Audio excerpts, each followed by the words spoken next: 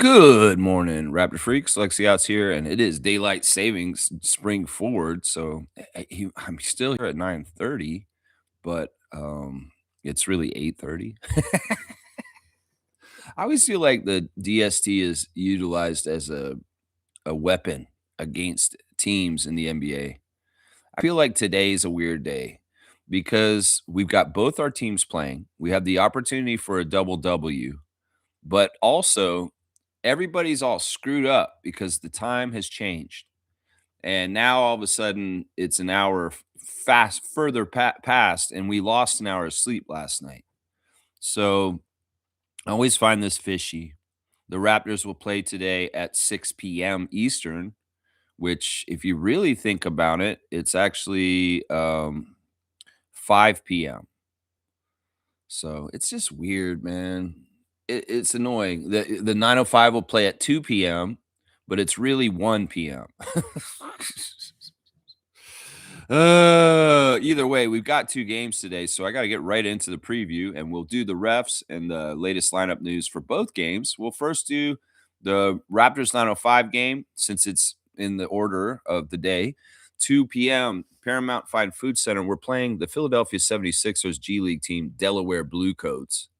And well, let's go look at them real quick. This is who they got running these days for Delaware. Teddy Allen of New Mexico State, Marjon Beauchamp. That's right. We've seen Beauchamp get time with the Sixers. So he's on a two-way, I believe, either a two-way. Yeah, he's on a two-way. And so he's flipping between the Sixers playing for Nick Nurse and the Delaware Bluecoats. So expect maybe possibly the nephew of Flavor Flav of Public Enemy fame, Marjon Beauchamp, playing against the Raptors 905 today. Former Raptors 905 player from Tennessee, University of Tennessee, and a former teammate of Tyreek Key is Kennedy Chandler. He is on the Bluecoats, and he was their representative at the Rising Stars game at the All-Star break. So Kennedy Chandler, former 905 versus the 905 today down at Paramount Fine Food Center. Drew Sissy of Western Illinois. Malcolm Hill out of Illinois. Tyrese Martin. We know this guy. He's annoying. Out of Connecticut. Amanu Mohammed. Igor Milicic. Abu Usman. Kellen Tynes. St. Thomas. Dalen Terry, formerly of the Chicago Bulls, and DeAndre Williams. That is the lineup for the Delaware Bluecoats. Notable names: Marjon Beauchamp, Kennedy Chandler, Dalen Terry, and Tyrese Martin.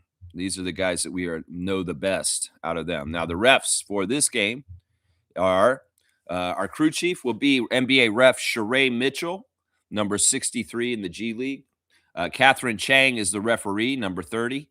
And AJ Ganelli is back once again. He refereed the last game I believe we had, number 62, AJ Ganelli. So yeah, that's your ref report for the G League Raptors 905 game today. Of course, I'm speculating possibly we might have Markelle Fultz dressed today to go against his former organization, which is kind of fun. Markelle Fultz, the number one pick in the draft by the Philadelphia 76ers so many years ago, is on the Raptors 905 all of a sudden from a couple days ago. And, well, we're just going to have to see what's left in the tank, Markelle. Darko talked about this at the practice interview yesterday, saying that, well, this is a great opportunity for Markelle. In some ways, the way Darko spoke about Markelle Fultz being on our team is kind of, yeah, this is your last chance in the NBA in some ways, because that's what happens. You know, when you get to this point where you're changing teams on the G League in the middle of the season to come to a new team, this is getting to that point where you're running out of your chances to get into the big league. So Fultz has an opportunity with the Raptors 905. Let's see how he takes it. So, yeah, I want to see Markelle Fultz play today because it'd be fun to see him play against the Delaware Bluecoats because it'd be fun. Of course, 905 have got Jonathan Mobo today. He has been assigned to their game and not to the Raptors game at Dallas. So Mobo is available to Drew Jones today, and also the 905 two-ways are also assigned there. That means AJ Lawson, really, at this point, because I think Martin is out still. I think he is. In fact, let's go look at the latest lineup news for the Raptors proper. Yeah, Martin is listed here he has a knee injury right now, guys. He did not play against Grand Rapids, Rio Grande Valley Vipers on Friday in the victory that 905 had that game. Elijah was not available, and I think he's still out. I don't think he's available today either. So two of our three two-ways are out, Chucky and Elijah Martin. But AJ Lawson, well, he tweaked his ankle. He sat out the second half. Maybe he's ready to go today and available for Drew Jones, along with Jonathan Mobo. Now, Trace is not with the 905 today. I'm telling you, that game that TJD played on Friday night was a one and done. Come down there, show them what you can do, and do it right. And once again, it was reiterated yesterday in the practice interviews that the whole reason why TJD was on 905 on Friday is for conditioning reasons. That this whole season, Trace has not played regular rotation minutes for any team, whether it's the Warriors or the Raptors. And there's a certain level of physical conditioning that he needs to build up. And that's part of the reason why they put him there on Friday. He said he had fun. He felt good about it. But we'll have to see. He's not assigned to 905 today. He's on the bench for the Raptors against the Dallas Mavericks instead. Yeah, this injury list has some names on it. Colin Murray-Boyles is still out today. He's been ruled out due to his thumb injury. So no CMB today. And Brandon, once again, is appearing on the injury list today saying it's questionable. But it's interesting. He's not marked for his thumb. Brandon Ingram is questionable today due to illness, is what it says here. So, yeah, that's your Raptors injury report. Two ways out, Hepburn and Martin. Colin Murray-Boyles out. So that's three rookies, really. And then Brandon Ingram is questionable for the Raptors. Nobody else on the chart for the injuries. I would speculate the Raptors starting lineup, if Ingram is out, will be a notorious Jacoby Yak. No, not a notorious, a barbecue Jacoby Yak. A barbecue Jacoby Yak. That's what I think it'll be. If Brandon is not available, it won't be a notorious barbecue Yak. It'll be a barbecue Jacoby Yak. And IQ, RJ Barrett, Jacoby Walter, Scotty Barnes, Jakob Poeltl starting lineup. That's what I'm thinking it's going to be looking like. The Raptors are favored pretty heavily in this game by the ESPN matchup predictor. Right now, the percentage is such is 63% that the Raptors will beat the Mavericks today. That's a good case. I hope so. Mavericks have lost quite a few games in a row recently. They have lost 7, I believe. No, 6 games in a row. They're on a 6-game losing streak that started with a loss to Sacramento and Memphis. So they've been losing. They've been losing a lot. They've won 2 games pretty much since the end of January. So let's see, 1, 2, 3, 4, 5, 6, 7, 8, 9, 10. So they're 2-16 in their last 18 games. We have no business losing to them.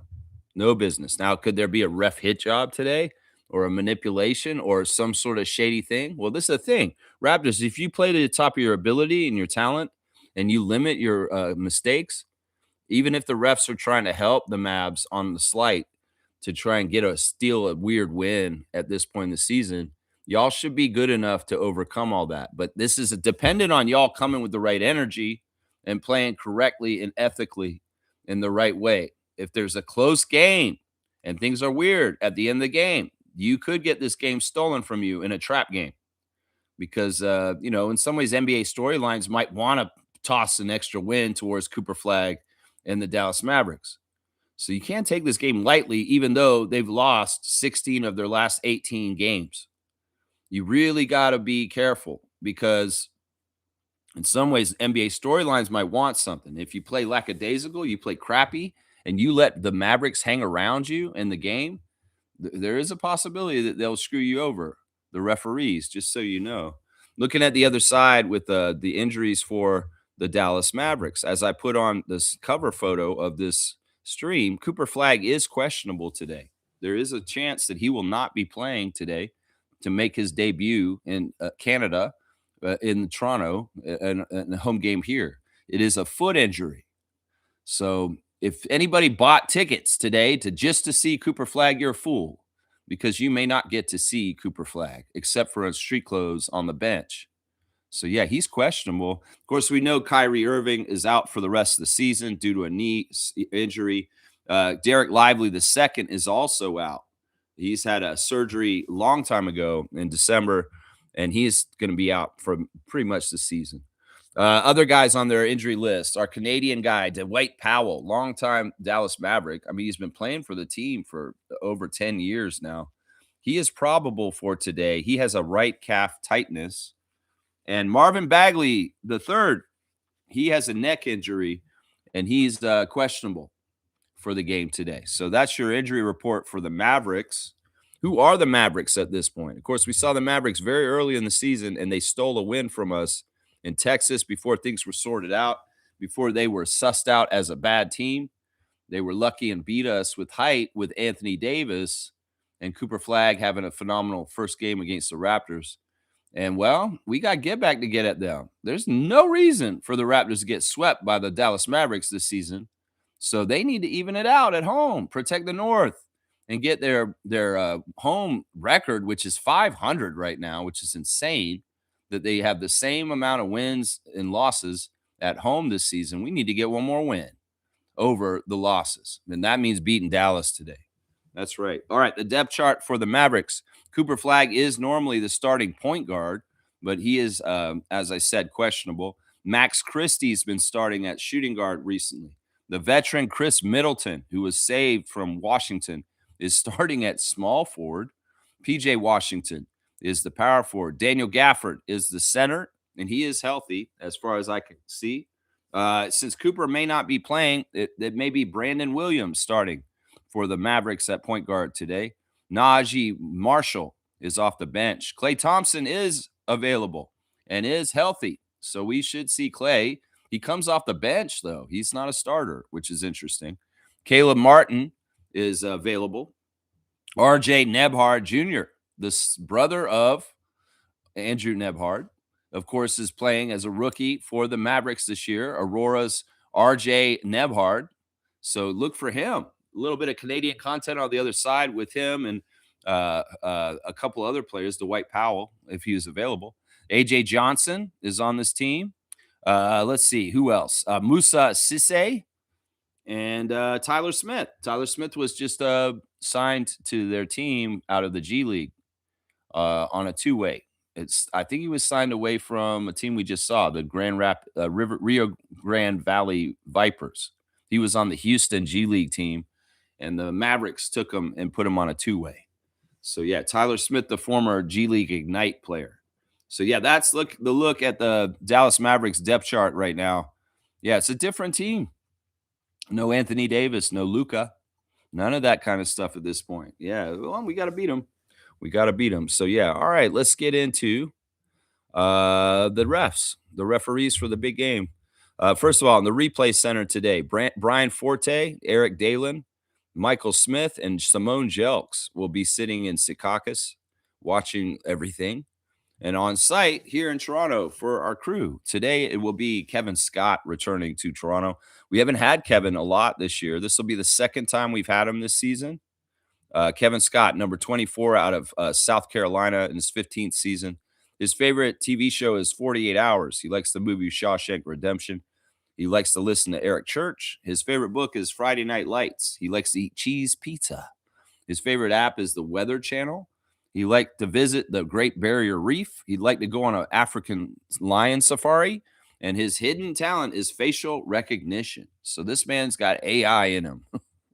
He has facial recognition. Kevin Scott made his debut as an NBA Finals official in 2023 when he refereed Game 3 between the Denver Nuggets and the Miami Heat. Yeah, Kevin Scott's the referee with the Southern drawl. If you hear him on the mic on the challenges, he's the one that sounds a little bit like George W. Bush. Let's just put it that way.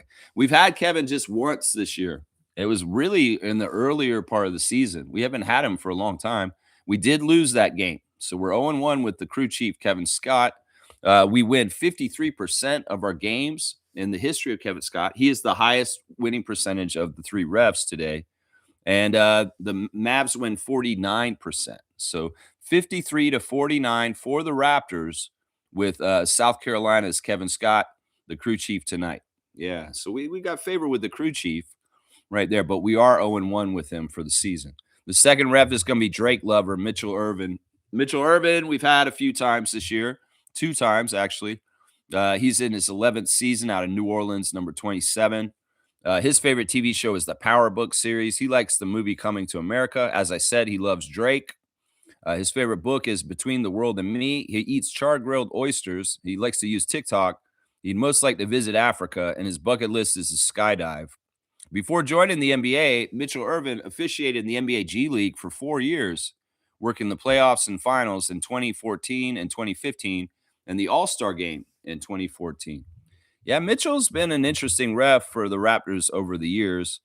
It's like some years he's really good for us, and some years he's really bad for us. And I remember the first year I did the ref report, he was really good for us.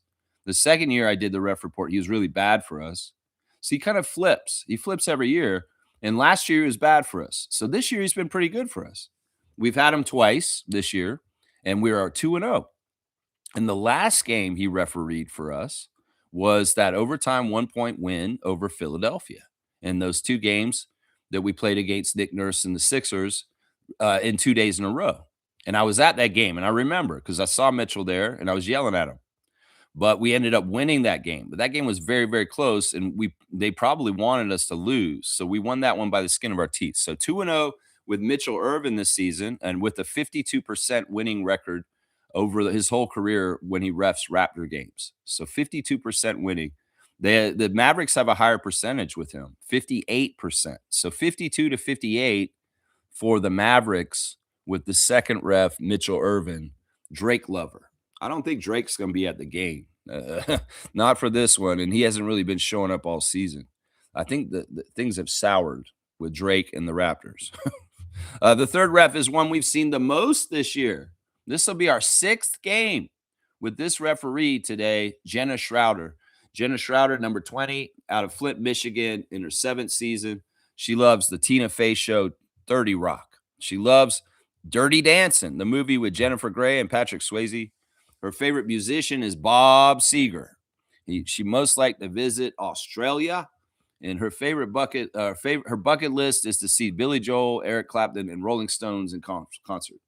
Yeah, we've seen Jenna a lot this year. Jenna was a really bad ref for us, but she's getting better because of this year. We've had her 5 times already this year, and we're 4-1 with her. Yeah, we've won 4 out of 5 games that she's refereed this year. So it's really good. Jenna Schroeder has officiated 235 regular season games and 6 seasons as an NBA staff official. Yeah, let's go look at her stats, though. Like I said, we're 4-1 with her this season. We win 46% of our games, which is really fantastic because at the beginning of the year, we won like 34% of our games with her. So we really upped that with the 4 wins this year. So 46% winning, but the Mavs have an insane winning percentage with her. They win 79% of their games. That's the highest percentage of any of the percentages for ref report today. So it's 46-79 for the Mavericks with the third ref, Jenna Schroeder, even though she has a good track record with us this year. Now, I could see us winning and that percentage being better for us on this. We need to win this game. This is one of the games against a non-playoff team. And every single one of those games going out for the rest of the season, these are games that we need to handle like we have this whole season. Against losing teams, we've had an extremely good record, and we need to continue that excellence. The Mavericks are a bad team, and we need to do this. Even if 2 of the refs favor the Mavericks from longstanding percentages over years, I still feel good. Kevin Scott favors us. And, I mean, I like Kevin Scott. In some ways, I was suspicious of him when I first started doing ref report, but as I've learned about him, he's a very fair ref, and he is somebody that I trust to a degree. But he is a crew chief that can dabble in ref manipulation for the head office. Let's just put it that way. So there's your ref report today. Kevin Scott favors the Raptors. Mitchell Irvin and Jenna Schroeder favor the Mavericks. So yeah. All right, 20 minutes in. Let's see who's up early on a Sunday, a DST Sunday, daylight savings time. Wow. Yeah, it's something. Trevor J's words of wisdom. Your days are better when you focus on your blessings more than your problems. Yeah. Yeah. Your attention, where your attention goes, whatever it is, it grows. So you're going to give attention to stuff, realize you're giving power to it. And if you don't really want to give attention to something, you go ahead, you can dwell on things if you want to, but you don't have to. You can take in information and decide how long you want to sit with it. Or, you learn it, you hear it, you ingest it, you add it to your knowledge base, but you don't need to sit there and wallow in it. You can move on. Yeah, okay, this is information I needed to know. Thank you. It's just depressing and it sucks. But you know what? I've I know it. I'm intelligent and I've learned it. I'm going to move on and I'll go do something else and switch my brain to some other department or interest. You know what I'm saying? That's a good way to do it. It's not good to be ignorant and not aware of things that are happening in the news and things that are happening, even if it's nightmarish and stupid and crazy. You got to be informed still. But whether you decide to dwell on that for the rest of your day, that's up to you. So I would advise everyone stay informed. Don't go, no, no, no, no, I don't want to hear it. I don't want to hear it because it all sucks. You have to know, but you don't have to live in it. You can move on and do something that you enjoy, a hobby, an activity, spend time with a loved one, a friend, anybody that you enjoy spending time with. There's things you could do with your time, and that's what you should do instead of wallowing and getting into a depressive mess because you're over obsessing like a CNN news cycle, like people did when 9/11 happened and they watched CNN 24/7 for a week and strung themselves out.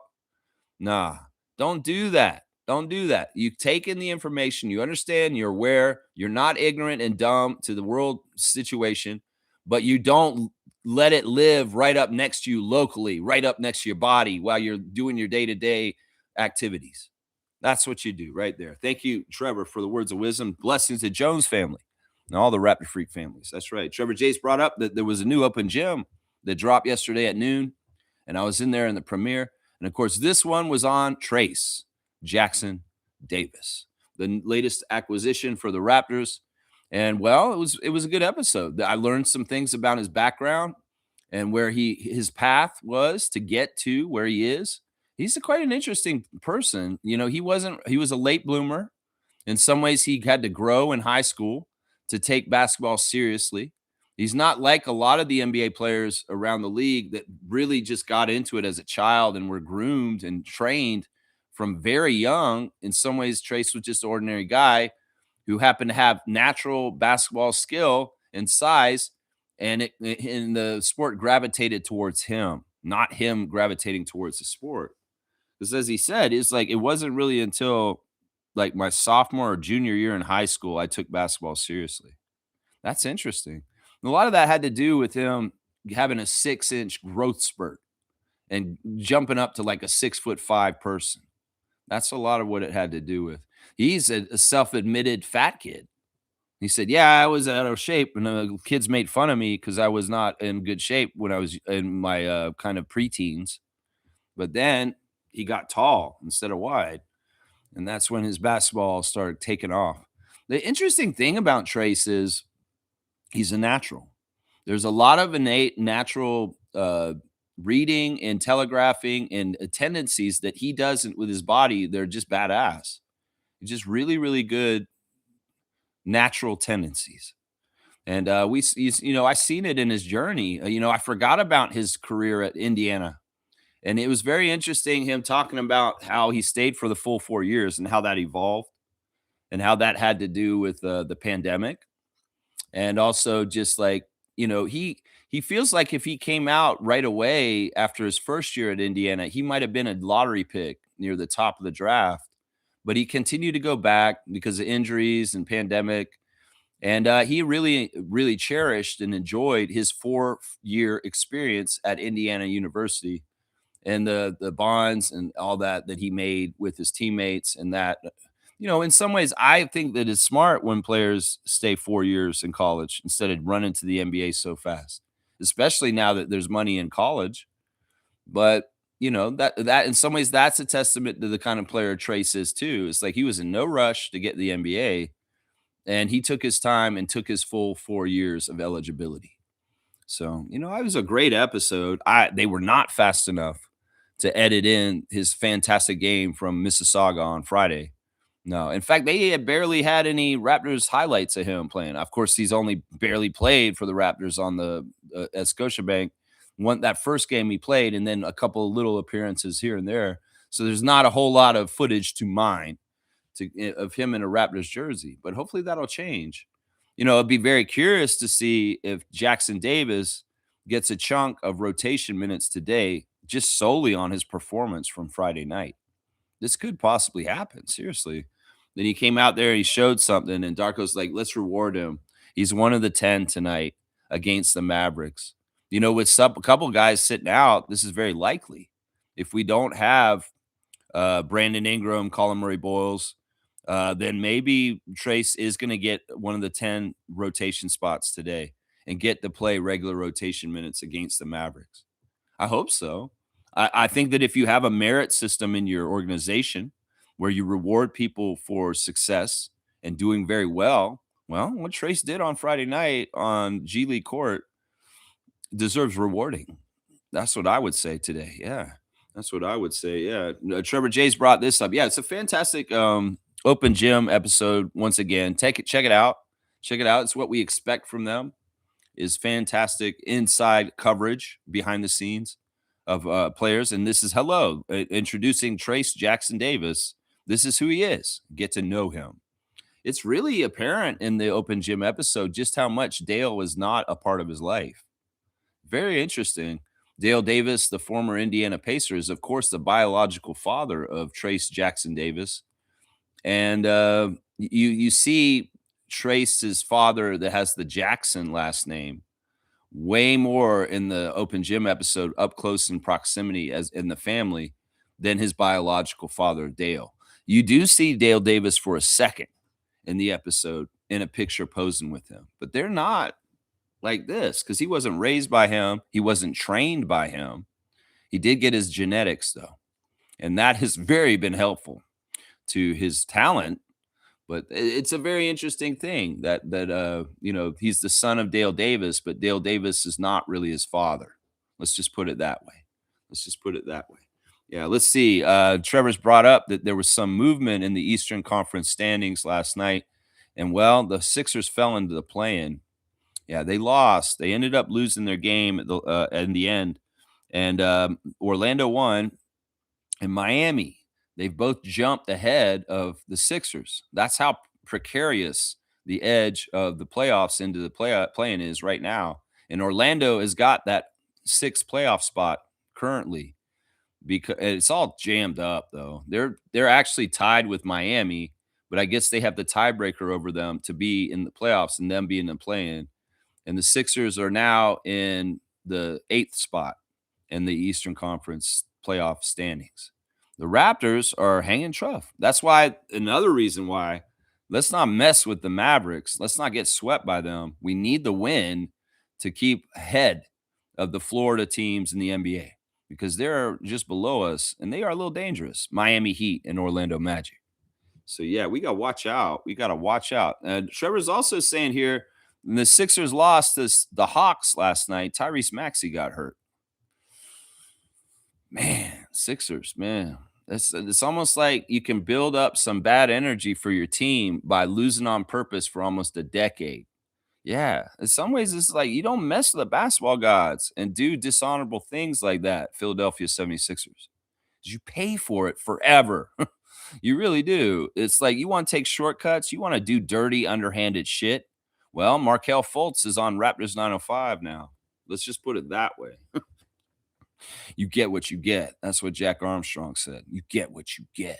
That's right. You want to fly little airplanes, big dummy? Yeah, fly your airplanes straight down the Eastern standings. All right, let's see. Trevor's saying, happy game day. Let's get back to winning. That's right. We've had very tough opponents. This is not as tough of an opponent. We need to show professionalism. I love the interviews with RJ and Scotty yesterday at practice. Very, very much. They know the task. They're professionals, man. It's an interesting thing. They may have been failing in the fourth quarter and losing games recently, but I have a lot of confidence in the professionalism and the approach of this team. We went through that weird 2 years of Nick Nurse's last tenure here in Toronto, where everything was confusing and it seemed like guys weren't checked in, like locked in mentally in the right way to compete and be in the right position to play as a team to really compete. I felt that energy from them. It's confusing. It was weird. Well, I don't feel that energy from them right now. You can listen to Scott's interview yesterday at OVO Center. You can listen to RJ Barrett's interview, and they're echoing the same thing. It's just like, we're going to figure this out. We have we have strong belief that that we have confidence that we're going to figure this out and get better and learn and be better and better and better. And yeah, these guys are awesome and they're very serious about this. They're not taking anything like lightly. They really, really want to get this right and continue to grow and do better and better with the outcomes in the game. So anybody who's judging the Raptors as being this is who they are because of the last couple weeks, you're crazy. Because these guys are working their asses off and they're going to figure it out and they're going to do better. They're going to do better, executing better, making shots better, playing better defense late. RJ talked about the intensity in the second season, the playoffs, because he's one of the Raptors who has the most playoff experience right now. And he said, there's not really any way to totally get young guys ready for the playoff experience without actually just doing it and being in the middle of it, because it's really hard to kind of like manufacture that feel in the regular season. And they asked him, is like, well, doesn't it seem like all the teams you're playing lately are ramping up and playing more intense at this point in the season on the stretch run? And RJ's like, they're not playing more intense. It's just that they're more locked in now because they've had more time gelling and playing together and stuff like that. But everybody's been playing hard all season, and this is not that much different. Scotty talked a lot about how we've got to match intensity. We've got to figure out how to execute in those fourth quarters by meeting their physicality and intensity and going above it. And he's exactly right. He is exactly right. So really astute, nice interviews with those two guys and Darko from the practice interviews yesterday. RJ was joking with the press before his interview started that maybe they should sign William Liu to the last roster spot on the Raptors. It's because they had the media day game yesterday at the OVO Center. They had the press playing each other. And I believe the team that had Samson Folk, William Liu, Josh Lewenberg won because they had the victory picture. And of course, Lindsey Dunn decided to be on the winning team standing beside them, but she didn't play.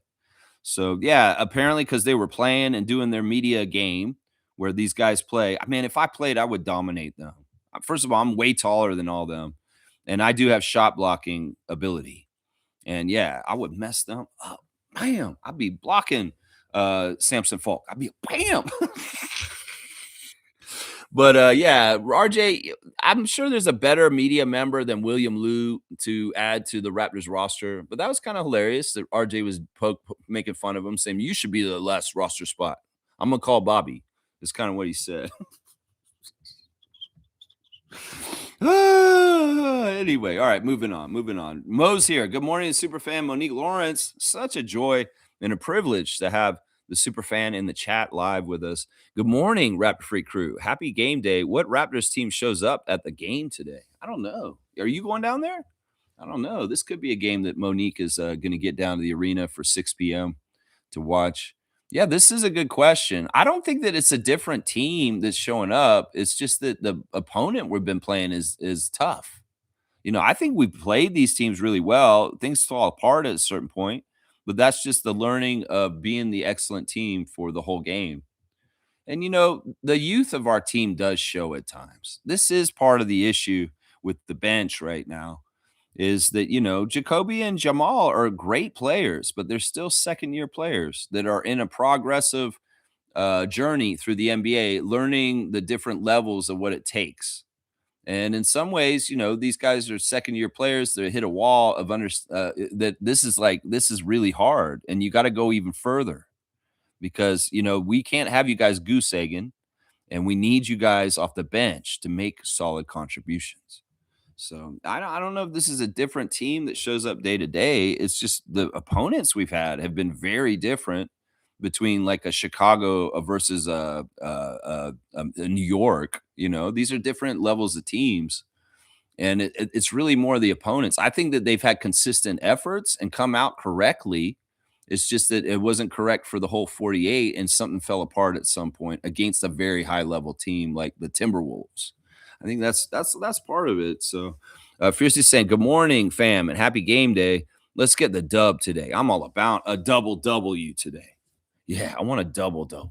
It's been a little bit. We had a double L in the last time we had a chance for this where we lost both games, and that sucked. So I want a double W today. And that means starting off right in Paramount Fine Food Center with a big victory over the Delaware Bluecoats, and then a doubleheader of basketball delight for Raptors freaks. Play the Mavericks and beat them to get that double W today. That's what we want. Just win, baby. Times two. That's what we want today. That's right. Good morning, MJ. Thank you for supporting the channel. She's saying open gym was good, but the timing is off. Should have put it out earlier, as 95% of the comments refer to TJD not having playing time, showing how much of a great asset he is, and his college days was nice. Well, they're just talking. They're casuals because they don't watch 905, so they didn't watch the 905 game where he played. But it's true, he's not getting playing time on the Raptors. He has not been a part of the rotation, and part of it is the conditioning. That's the word right there. Everybody who's asked that, the people writing in the comments on the Open Gym show, hello, it's in conditioning. The man has not had to work that hard all year because he hasn't been asked to. The Warriors did not use him hardly at all.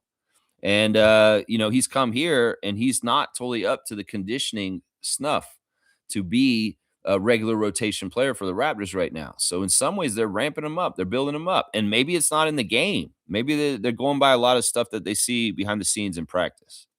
So, yeah, I don't know. I think the timing of it was very good, actually, that they posted it and they did that episode. They just happened to have him come out and have a huge game against 905 the night before it came out. That's pretty cool. That's pretty cool. Yeah. Trevor's saying Darko said they had the best practice yesterday. Yeah, it's not exactly what he said. He said that they had the top 3, top 5 practice for the year. So they had a really good practice yesterday.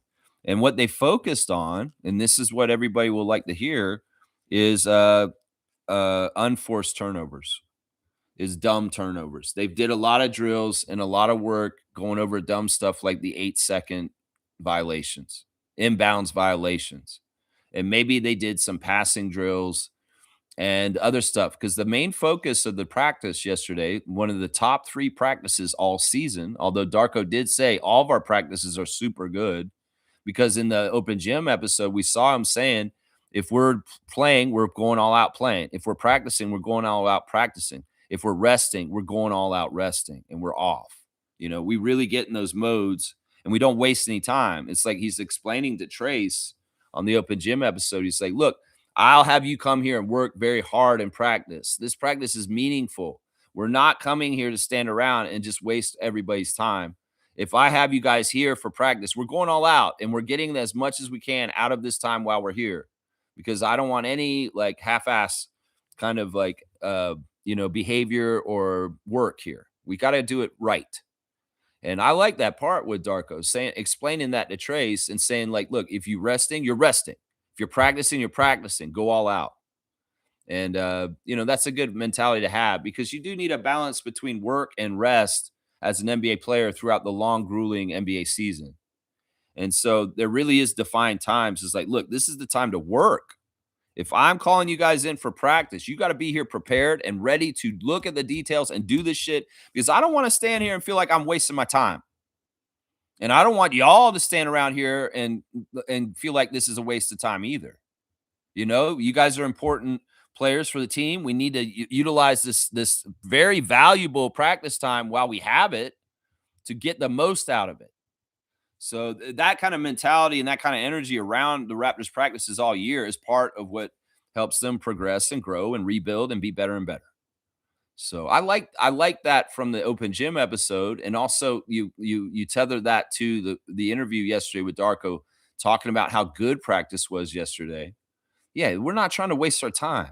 We're not trying to have like, hey, come on down, because there's probably NBA teams that have practices and it's a joke. Like, think about it. You got a couple players on your team that have been in the league a long time. They already have a couple $100 million. They're like, all right, coach. Yeah, we're going to practice today. We're going to practice today. Yeah, right. Oh, yeah, we'll practice. And they're just like playing glorified horse and shit like that. Nah, they take this seriously. And that was actually something that Trace lit up on, because apparently the Warriors don't ever practice. They don't, because they got Draymond and Steph, and they're old, and they don't want to practice with them. So in some ways, this may be an answer to why the Warriors' young players don't get developed or do well, is because the old guard on Golden State are anti-practice, and so Steve Kerr doesn't ever have practices, because that was divulged on the open gym. It's like Darko's like, yeah, we're gonna practice a lot, and Trace just lit up. He's like, man, I never practiced on Golden State. We never practiced there. You mean I get to practice? We're going to practice? We're talking about practice? Yeah, we're talking about practice, Trace. The Raptors actually run a practice, and they run it diligently, and they run it organized, so you're not wasting your time. Just imagine if Steve Kerr did call practice in Golden State and say, come on in, guys. We're going to run drills today. And Draymond's just laughing at him. That's a good one, Steve. You know we ain't running no drills today. That's probably what that shit is like. Exactly. Most saying can't take any team literally. Can't take any team literally. Can't take any team literally. Can't take any team lightly. Can't take any team lightly. I think that's what she meant. Yeah, we can't take any team lightly. No team, not even Siakam's lowly Pacers at the bottom. Yeah, we can't take any team lightly. This is the NBA. These are professional players. If you don't, it's kind of like handling venomous snakes. You can't take a venomous snake lightly. You're going to take a venomous snake lightly, even if it's a little small sea serpent. It could bite you and it could hurt you real bad. So don't take any of them venomous snakes or NBA teams lightly. No, you don't want to take them lightly. No, you don't. You got to be very careful with how you handle them. Fiercely saying this, no Kyrie, no excuse to lose to the Mavs. He always had great games against us. Yeah. Yeah, I'm actually really happy. I want him to get out of there, man. He should not be on that team. It's like the worst team in the NBA for Kyrie Irving to be on. There is really a weird, the NBA is like very Zionist and very like, don't speak out about Palestine. Don't say anything. And players have gotten in trouble for this. Players have gotten in trouble for this with Adam Silver. Like, there's a story where one of the players, I forget who, it may have been Dwight Howard or somebody, they said in a podcast recently that they posted something about Free Palestine on their social media, and Adam Silver called them within an hour and told them to take it down. Seriously. Like, the NBA will censor their players for political stuff, and we know that with Kyrie, obviously, with the suspension and the rehabilitation of learning, because he posted a book that was deemed anti-Semitic. When people use this word anti-Semitic, they're throwing it around so loosely and so full of shit that it loses weight, honestly. Sure, there's anti-Semites that do really fucked up shit, like violence towards Jewish people that's messed up. But when you use the word like a boy who cried wolf about anybody who talks derogatory about Israel, it really doesn't mean what it means anymore, because you could code it as, oh, you're anti-Semitic if you don't support the state of Israel. Fuck that. I don't support genocidal fucking crazy ass people that are fucking bombing the hell out of another population to destroy it off the earth. Who should support that? Nobody should. It's evil and personified. The politics of Netanyahu and what he's done to Gaza. So it's like, look, if one of the NBA players wants to wear the thing for Palestine, the pattern, the shawl, if one of them wants to go on social media and say Free Palestine, they can't. The NBA is censoring them. The NBA is calling them personally. Adam Silver will call them directly and say, yeah, Dwight, you can't post that. I'm sorry. No, you can't post that. What do you mean? I'm posting for freedom. I'm posting for people not dying. I'm posting to stop bombing children, setting people on fire, all the heinous, fucked up things that Israel's done to Palestine in the last decades and for a long time. See, that's censorship. That's totalitarian dictatorship. That's fascism, Adam Silver. Freedom of speech should be the freedom of speech. Just because some of your biggest donors and most important people around the NBA are Zionists and hold the Israeli worldview and all the fucking protecting of their bullshit and what they're doing. Yeah, there's a big problem here. There's a big, big problem here when NBA players can't speak out in their conscience and they are censored by their boss and the entity they work for. If you don't want to be like this, well, we'll kick you out. And they will. And they've done this. If you decide, nah, I'm taking a political stance and I stand for this, well, look at Craig Hodges. Yeah, that's what I'm saying. In some ways, the NBA can act like they're so progressive and they're so on the right side of a lot of things, but they're not. There's a lot of things they're on the wrong side of. And the conflict with Israel and Palestine is one of them. Let's just put it that way. So, yeah, and especially because we're playing Dallas today. And any of the Dallas fans who come and watch this preview know that your owner is a bitch and she's massacring tons of people by funding the bombing of Palestine because she is a Zionist and she herself gives millions and billions of dollars that she makes off of y'all going to the games to kill the children of Palestine. So that's just the damn truth. If there's Mavericks fans that aren't aware of this situation since Mark Cuban sold the team to the Adelsons, this is the truth. And if y'all had a reason to boycott your team last year because of Nico Harrison and Luka Doncic trade, there's an even better reason to boycott your team in the one that I just said. So anyway, just some truth telling. And, maybe Mavericks fans are very well aware of this. And that's why part of the reason why they want Patrick Dumont and the Adelsons away from their fucking team. It sounds like in some ways Mark Cuban has very much seller's remorse that he should have never, ever sold his team to this entity. And he's right. He should have never done this. And now he's trying to circle back with a new group and try and rebuy it back from them. I don't know if he'll be able to do that because in some ways they're going to have to want to sell it. And I don't think they want to. Yeah, it's a crazy situation, man. It's a crazy situation. I support Kyrie Irving. I don't believe I'm saying this at this point because before I thought he was a knucklehead flat earther, but in some ways his politics and my politics are lining up more and more as time goes on. And he's a man who's not afraid to speak the truth to an extent, but in some ways he knows when to pick his battles. And right now, being injured and not playing and everything like that, he's got to think about what he does. But trust me, there will be a day where Kyrie Irving is free to speak his mind on everything he thought about his whole entire playing career in the NBA. And I'm sure there will be some very interesting things he will say about when he played for the Mavericks and the ownership of the Mavericks team and how he felt about them when he doesn't have to worry about getting money from them ever again. Yeah. I'll bet you he'll have some very interesting things to say because I know Kyrie Irving's not afraid to be outspoken. It's just right now, because he's had scrutiny because of anti-Semitic training, and he's had to, get his career back because he was really in big trouble just for posting a book review. He can't really be fully himself right now in the position he's in. He can't. Isaac's saying this. Are you saying the rookie of the year might not play? Or, oh, wait, that's Con Knipple. Yeah, I'm saying that Cooper Flagg is questionable for today. And he may not be playing. That's right. Raptors Champs is in the house. And I've got the right shirt today. Toronto Raptors World Champions 2019. Good morning, Raptor Freaks and Champs. Good morning to you, sir. Hope you're having a fantastic Daylight Savings Sunday. That's right. Laughing at Isaac. Okay. Superfan Mo saying, hey, Lex, the shit going on. Dylan Brooks, does this affect Team Canada things? Did you see the footage? Shaking my head. Yeah, I did see the footage. And it has been confirmed that Dylan Brooks was driving under the influence of cannabis, not alcohol, that he was just stoned. But you know what? I'm going to say that that's not cannabis that does that to him. He's on pain pills also. It's a mix. And it's not the cannabis that made him drive out of the lanes. It's the pain pills. He's probably taking crazy pain pills right now because they just had surgery on his hand. And that's what they do. You get cut open, you have a surgery on your hand. The doctor sends you home with a bandage, you're all bandaged up, and here's your pain pills. Take them as needed.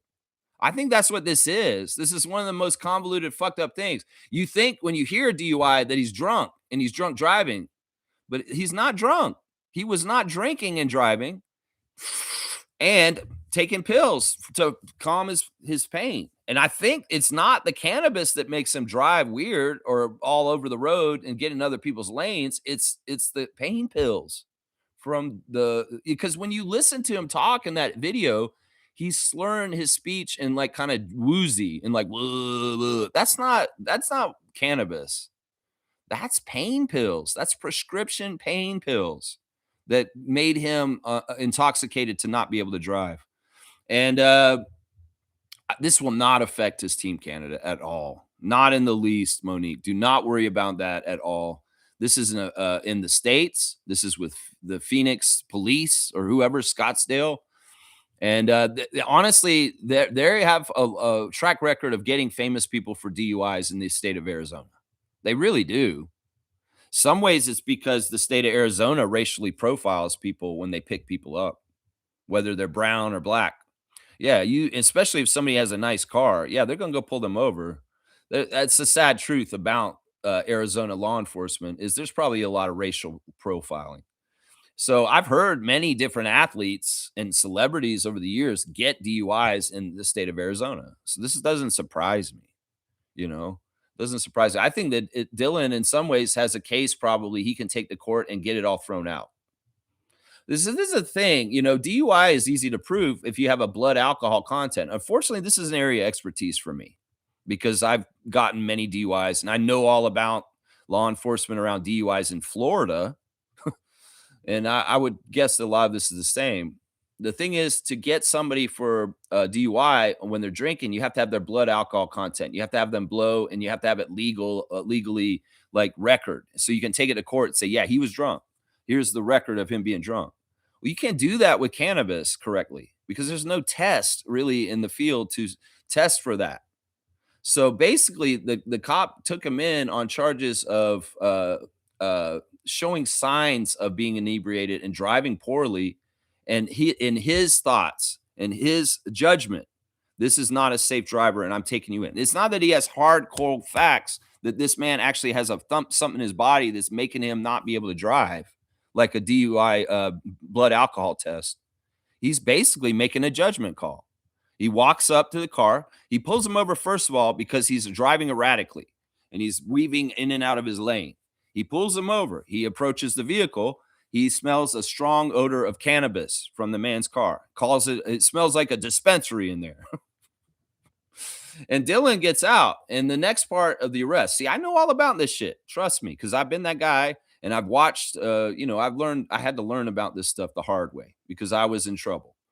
And basically, then the officer next is watching the behavior that Dylan's exhibiting. And in some ways, maybe he's a little bit staggery. Maybe his eyes are darting all over the place. He doesn't seem like he's totally with himself, right? And well, those kind of signs are enough for him to say, "I'm arresting you under the pretense that I believe from the evidence I've seen that you are intoxicated to drive." But there's really, in some ways, no hard evidence of this. If Dylan gets a really good lawyer, the lawyer can come in and say, where's your evidence that my client was this or this? Well, we observed him doing this, and we saw him standing and staggering like this and all this stuff. But in some ways, that won't hold up in court totally. If he gets a decent lawyer, which he will, because he's an NBA player and he has millions of dollars, this shit's going to get thrown out. So it's really hard to convict somebody for DUI for driving under the influence of cannabis at this point. There are field tests for it, but they're not very reliable. And a lot of court of laws will not take them as substantiated evidence.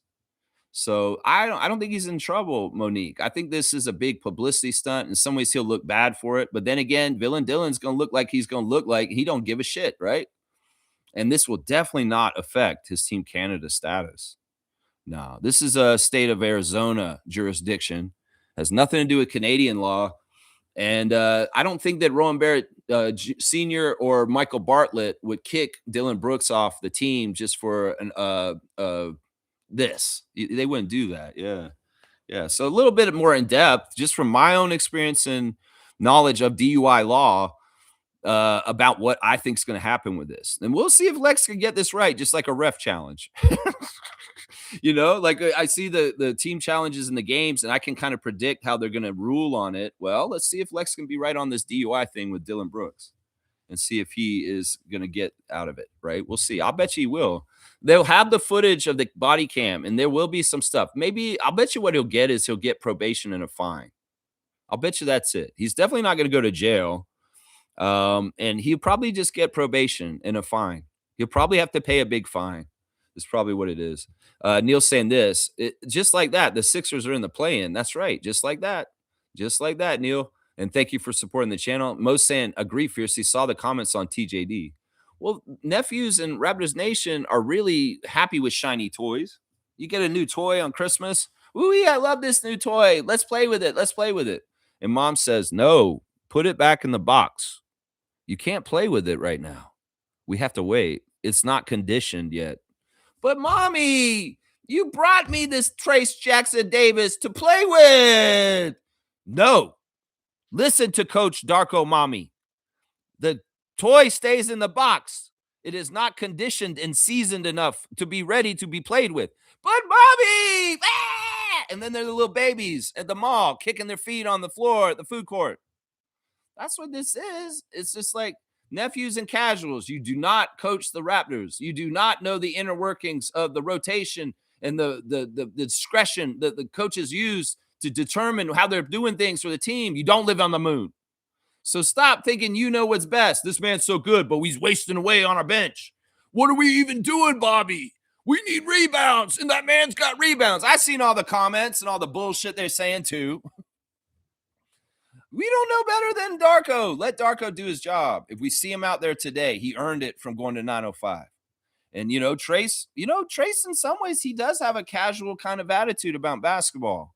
He's not, this is what I call it. Like, all right, there's wrestlers that wrestled that were really not wrestling fans. And two guys come to mind, and they were a tag team, Sting and Lex Luger. Sting and Lex Luger were fantastic wrestlers that made millions of dollars wrestling. And Sting has one of the longest careers of any wrestler. He just retired like 2 years ago. Neither one of those guys ever dreamed about being a wrestler. They were little kids. They didn't give a shit about wrestling. They didn't watch wrestling. They just happened to naturally be talented at wrestling, and it fell into their lap, and they became world famous wrestlers. Lex Luger never respected the business of wrestling totally, because it wasn't something that he ever aspired to be in. And in some ways, these were guys that kind of looked down on it. It's like, yeah, that's carny stuff. I'm a bodybuilder. I'm Sting.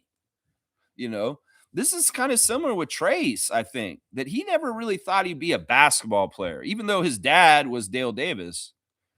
That in some ways, he kind of fell into this. So with these kind of players that come into the league like this, or late bloomers, guys that kind of didn't have that dream since they were like a little toddler, right in through their, like they didn't have an NBA dream until it was like, whoa, this is a real thing I could do if I want to. I'm going to go into it. That's who Trace is. It's similar to Chris Boucher. Chris Boucher wasn't going to play basketball until his late teens. And then all of a sudden he was like, whoa, a phenom. And he came to the game late. With these kind of guys, sometimes you have to light the fire under their ass a little bit different than guys who have wanted it their whole life, like Rowan Barrett Jr. You know what I'm saying? So in some ways, what we're doing with Trace casuals is lighting the fire under his ass. They say none of this is easy or granted. Oh, yeah, you just showed up. Well, you want this time. You have to work and practice. You have to show initiative. You have to really want it. You can't be a Lex Luger in WCW and just be like, oh, I'm a big buff guy and I get money for being in wrestling, but I don't really give a shit about wrestling and I don't respect it totally. You can't do that. In some ways, that's part of the energy with this. It's like Trace was not somebody who dreamed to be in the NBA when he was a little kid. It was something that came to him naturally because of his talent and his natural progression through life and just trying stuff. That's what I learned from the open gym. So in some ways, that kind of gives you the puzzle piece for part of what's going on here. And nephews and casuals don't have to understand this aspect of things because all they see is an amazing G League game and a guy who can rebound like crazy per minute. I get all that. And you're right. We want to play him. I want to see him too. But everything has to be done by the coach's decisions in his schedule. And that's what they're impatient. And I think that funny little thing I just did about the mommy and the toy is very like descriptive and representative of this situation. It's like that. It's like that. Seriously. Yeah. Let's see. Randolph's here. Good morning to Randolph. Sunday blessings, beloved Raptor freaks. I'm late for worship, so I'll say a quick hello. Be kindly affectionate one to another. Love to all. That's a great words of wisdom right there. It's very simple and basic. Be kindly affectionate one to another and love to all. That's it right there. I was telling my friend Steve yesterday on the phone, the way you defeat evil and hate is with light and love. Light and love will drive out the darkness. In some ways, the pacifism of putting down your weapons when people call you to arms is one of the most powerful energies and weapons you can use to fight the violence, the misery, the sadness, and the darkness. If someone comes to you and taps you on the shoulder to say you need to go kill someone or fight someone, if you turn to them and you say, no, I don't have to listen to you. I don't have to do what you say. That's turning the other cheek in a whole other way that Jesus would love you even more for. So I want that energy more in this world right now. The war pigs may want war. The war pigs may have started war, but the people can tell them to fuck off, is what I would say. Blessings to the Phillips family and all the Raptor Freak families. That's the energy we need more than ever right now. Yeah, you want to deploy me to Iran? Nah, bro. AWOL. I'm out of here, guy. Yeah, I'm not going to be a pawn in your machine. War pigs. Yeah, we ain't doing this. That's right. Hand of God has struck the hour. Nah, bitch. Nah, we ain't participating. No, I'm not going to do this. You're going to tell me to go do this and subjugate this person? Okay, if I'm an evil piece of shit incel like an ICE agent, maybe I'll go do it. But most decent, sworn to their duty law enforcement officers that understand what the job's supposed to be because they did it for decades before Trump world evolved. Hopefully they're still holding on to their morals and their standards of service that they've had for most of their careers. If dirty cops are already there, they're willing to jump right into the criminal world of Trump. But hopefully there are enough servicemen and police people and all kinds of different jobs that are resisting and saying, you know what, this is not what I trained for. This is not the world I want to live in. And this is not right. That's what we need, more of that energy right there. And they have to be brave. They have to be brave and say, you know what? Nah, we're not doing this way. And even if they say, like, they can be sneaky too. They can be like, yeah, we'll do this, but they do it in a subversive way where it doesn't go the way they thought. You know what I'm saying? Like maybe Trump's saying, you got to go to Minnesota and you got to terrorize immigrant people. And maybe they show up, some of them, and they're like being very benevolent and nice and soft and kind, even though they're assigned there. There's different ways we can do this. You can lessen it from the inside.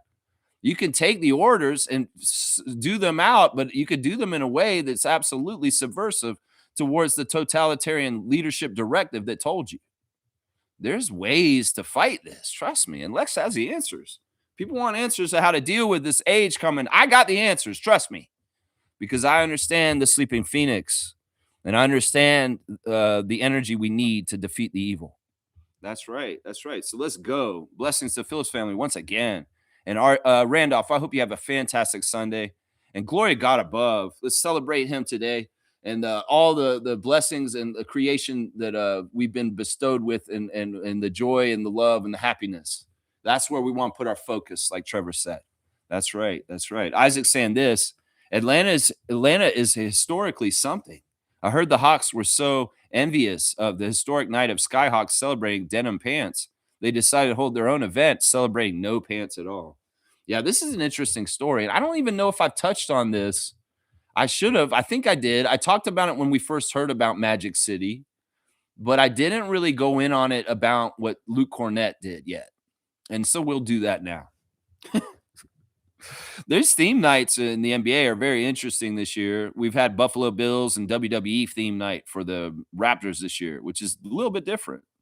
Well, I guess other teams are getting more creative because they've decided to do the Magic City theme night with the Atlanta Hawks. And there are players in the league that are objecting to this whole idea of a partnership with a strip club, a gentleman's club in Atlanta, having a night at the Atlanta game. Luke Cornett, specifically, the backup center for the San Antonio Spurs, wrote a letter publicly saying that strip clubs are demeaning to women. And I do not want to be in, I don't like this league making light of strip clubs and gentlemen's clubs in this way, because it's just not a part of my lifestyle and what I view the world. And I think that this is the wrong move by the NBA, legitimizing the strip club, the magic place, the Magic City, with an NBA game like this. And I understand what he's saying. And some people would say, whoa, bro, you're a killjoy. You're not cool, bro. Come on, man. Let the strippers come to the game. Maybe they'll even be at halftime. Well, Luke Cornett's got a point. This is supposed to be family entertainment. What about the kids that come in the game? And you got to have stripper poles out there? Is this where we're degenerating to in Trump criminal world? That it's totally necessary and acceptable to have stripper night at NBA games. I mean, I get Luke Cornett's concerns. It's a slippery slope. Where do we go to next? Porno night? We might as well have Brazzers night at the next Clippers game, Steve Ballmer. Yeah, it's Brazzers night. Let's get the Brazzers team out here. Like, what the fuck is this? Seriously, it's a slippery slope. And we're going to go into a degenerate world? Well, these are signs of it. And maybe Luke Cornett is calling it out and looking out and saying, where are our morals? Where are our respect for women? What are we doing with the children here? Are we going to bring them to the game? We're going to talk about Magic City. Daddy, what's Magic City? You never took me to that theme park. No, son, that's not your theme park. That's Daddy's theme park. You don't need to know about that till you're older. But Daddy, it sounds fun. Magic City, what is it? Tell me. No, you don't know. You don't get to find out until you're a man. I mean, you're going to make all these conversations uncomfortable for people in Atlanta. I don't know. Maybe I should call my brother and say, hey, Carl, did you tell my nephew about Magic City? Did you tell him about Magic City? No, you didn't? Oh, because you're a good dad and you don't need to tell your son about strip club in his preteens? Okay, yeah, all right, good. Yeah. I like Isaac tying in the denim reference to the College Park Skyhawks denim uniforms. So he's getting a dunk. He's getting a dunk for this. But yeah, Luke Cornett, salute, bro. He's like the Tipper Gore of the NBA right now. But in some ways, I'm with him. And maybe that's part of the reason why I'm getting old. It's like, no, you shouldn't have a strip club theme night at an NBA game. What are you doing? You got that Sandro Mamu 54, my guy. You got that Sandro Mamu 54. You're up there, Isaac. Wow, you are definitely the dunk leader right now. As Kareem's missing, he took the channel off for Lent, and Isaac's just running away with it now. The co-dunk champions with Kareem Thomas last year. Isaac's he's got the open runway to just jam. That's right. Trevor's saying that the Brooklyn Nets beat the Pistons last night. This is the NBA. Anybody can beat anybody on one night. And it's funny, I was talking to Steve on the phone last night. Once again, Stevie Roots, my good friend Steve, that I used to work at the Air Canada Center with, making Mr. Sub in the concourse at Leaf and Raptors games. And I'm talking to Steve, and Steve's like, oh, Lex, I'm doing FanDuel now. I'm like, oh, my God, why did you get on FanDuel, bro? Because he's a pro line guy. He'd go down around the corner and go to the store and do all his betting in the store, just like people do normally. No, my daughter, man, she got me the app for FanDuel lately. I'm like, oh, why'd you do that, Haley? Oh, my gosh. No, because, he's an alcoholic like me. We're both we have addiction problems. And I'm like, don't, Steve, don't get into this world. He's, oh, no, don't worry. I'm plus. I've been winning since I started playing. I'm up like $200. Okay, well, that's good. And apparently he's only betting 50 cents or a dollar here and there. But he is doing parlays on individual players, because the other day he said, oh, Steve, I need Scotty to get 15. And Scotty got 14. But yesterday, I'm talking to Steve on the phone. He said, man, I need Detroit to win. This is the story of gambling degeneracy. Is this guy, he's like, he picked Detroit to beat Brooklyn last night. Oh, yeah, he did, because that's a sure bet, right, Trevor J? His ticket ripped up real quick because of Jordy Fernandez and the Nets beating the Pistons last night. That's what I'm saying, man. This shit is not an exact science. And even with my knowledge, I know I probably could make money off FanDuel, but I don't need to go into that world because it starts like this, Steve. You get winnings early. You get winnings, but then you get addicted. You get that dopamine rush from doing it over and over again. And at some point, the house is going to want to win, and they're going to come back and get the money in reverse from you. And I told Steve on the phone, I was like, all right, in a couple years, when I see you walking around downtown Toronto in a barrel with no clothes on, I'm going to be like, Steve, I told you so. He started laughing. But yeah, that really fucked up Steve's ticket last night. The Nets beating the Pistons. That absolutely killed his gambling last night. It's hilarious, man. You gonna do that, Steve? You're gonna get burned by the Nets and Oshai Abaji. Monique's saying she is going to the game today. This is good. This makes me feel better. This makes me feel like the vibes and the chances for us to win are higher when superfan Monique Lawrence is physically in the building to show her support for her beloved Toronto Raptors. That always makes me feel way better that we got a better chance, that I know she's heading down to the game. That's awesome, man. So go do it, your thing, super fan. I know you will. I know you will. HC's in the house. Good morning to the one defeated. Excuse me. I need water for a second. Rise and shine. Let's prove them wrong and get in the playoffs. Yeah, get in the playoffs. Yeah, we're in the playoffs, man. We're gonna be in the playoffs. We got to stay on that top, up on that scaffold, just like the Night of the Skywalkers and NWA with Road Warriors versus Midnight Express. You got to stay up on the scaffold, Bobby Eaton. Don't need to be falling off the scaffold of the playoffs into the play-in ring. Stay up on that scaffold. Excuse me. All right, let's see. Kareem is here. Kareem Thomas is back. I guess Len is back. I wonder if you heard me talking about the dunk competition. Now, Isaac's been running away with it while he's been gone, doing a wellness check. Hope everyone is good. The Raptors are closer to 10th place in wins than 4th. We need to pick up pieces and get the train back on the tracks, and that starts tonight. See y'all. Kareem seems like he's been reformed. It's weird. It's not the crazy wild Kareem anymore. Lent has changed him. Maybe it's just the absence or being away from the Raptor Freak channel.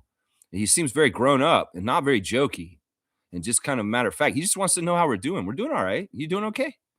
I love you, man. I hope you're just doing fantastic. Your wife and everybody just having happy, good times. I went to the 905 game the other day, and I drove by the Denny's, and I thought of you, just so you know.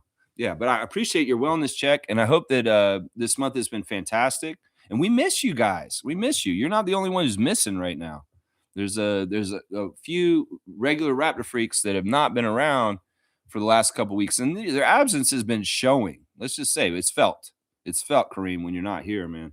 But I'm happy to see you back for at least a wellness check. I hope you're coming back for good. I hope that this time away isn't like, oh, this has been fun. This has been great. My life's better without it. I'm gonna go away.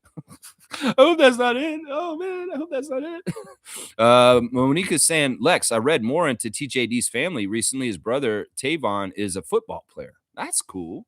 I didn't know that. So he has a brother that's a football player. I think he's in the footage from yesterday because they show the whole family, right? Right? They show the whole family.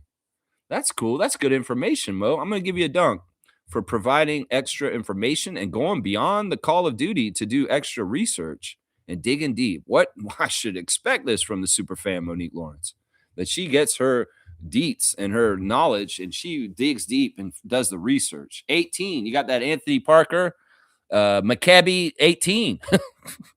Monique right now. You got that 18 right there. Yeah. All right. Kareem saying on the other side of Easter, go Raps. And my God, Trace showed he's an NBA player. If Grady went down the G League, can he do the same? It's a different kind of thing, right? Like I talked about this a little bit yesterday. The thing with Grady is his position's totally different. And Trace has a very dominant kind of position. And if you play center and you have that kind of size and talent with skill and speed, you can dominate like Trace did, but it's harder for Grady to dominate in G League because he's dependent on his teammates to a degree to do that. And what happened when he played in G League, remember, like his rookie year, they froze him out. There were guys actively ignoring Grady on the 905 team that would not give him the ball. And he suffered for it. And he didn't look good on 905 because of that. It's really because of the skills and the position. The Trace, he has a lot more autonomy and ability to just get out there and make things happen with his long arms and his rebounding and his putback dunks to look real good. Grady is going to have to rely on his teammates more, and that's part of the problem. If the teammates this year, he'd be fine probably because Andrew Jones actually coaches this team and makes them play as a team. But when he went to 905, when Eric Curry was the coach, and he didn't have no control over the team at all, the other guys just froze him out. JFL and those guys just said, yeah, we're going to score for ourselves, and who cares about Grady? We're not trying to give him the ball.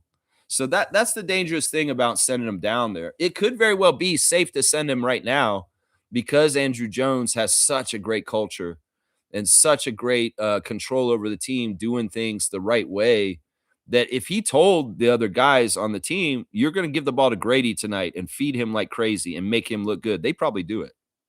But you trying to do that in the rookie year of Grady Dick when Eric Curry's running the team, you could ask Monique how much of a fail that is. Yeah, it ain't happening. You come down there. We got to help Grady look good. We got to help Grady get confidence. Give him the ball. Let him shoot threes. Let him operate on offense. No, man, I'm JFL. I'm Javon Freeman Liberty. I'm just going to go do my own thing and just worry about myself. That's what happened when he went to G League. That's exactly what happened in December of his rookie year. That's what happened. So it's risky. If we get this assignment right, if Dargo's very clear on the goals for Grady to be on 905 and Drew Jones gets the team to execute it and fall in line with what they want for him to be down there, maybe it could happen and maybe it could be fruitful, but that's a big what ifs. I think that the group on the team's very giving and very team oriented, much more than the one that Grady was on a couple years ago when he came down. So it could possibly happen really well. And if Elijah is going to be out for a little while now because of his injury, send him down there just like Trace got sent down there on Friday is not totally a bad idea. It's got to be a controlled environment.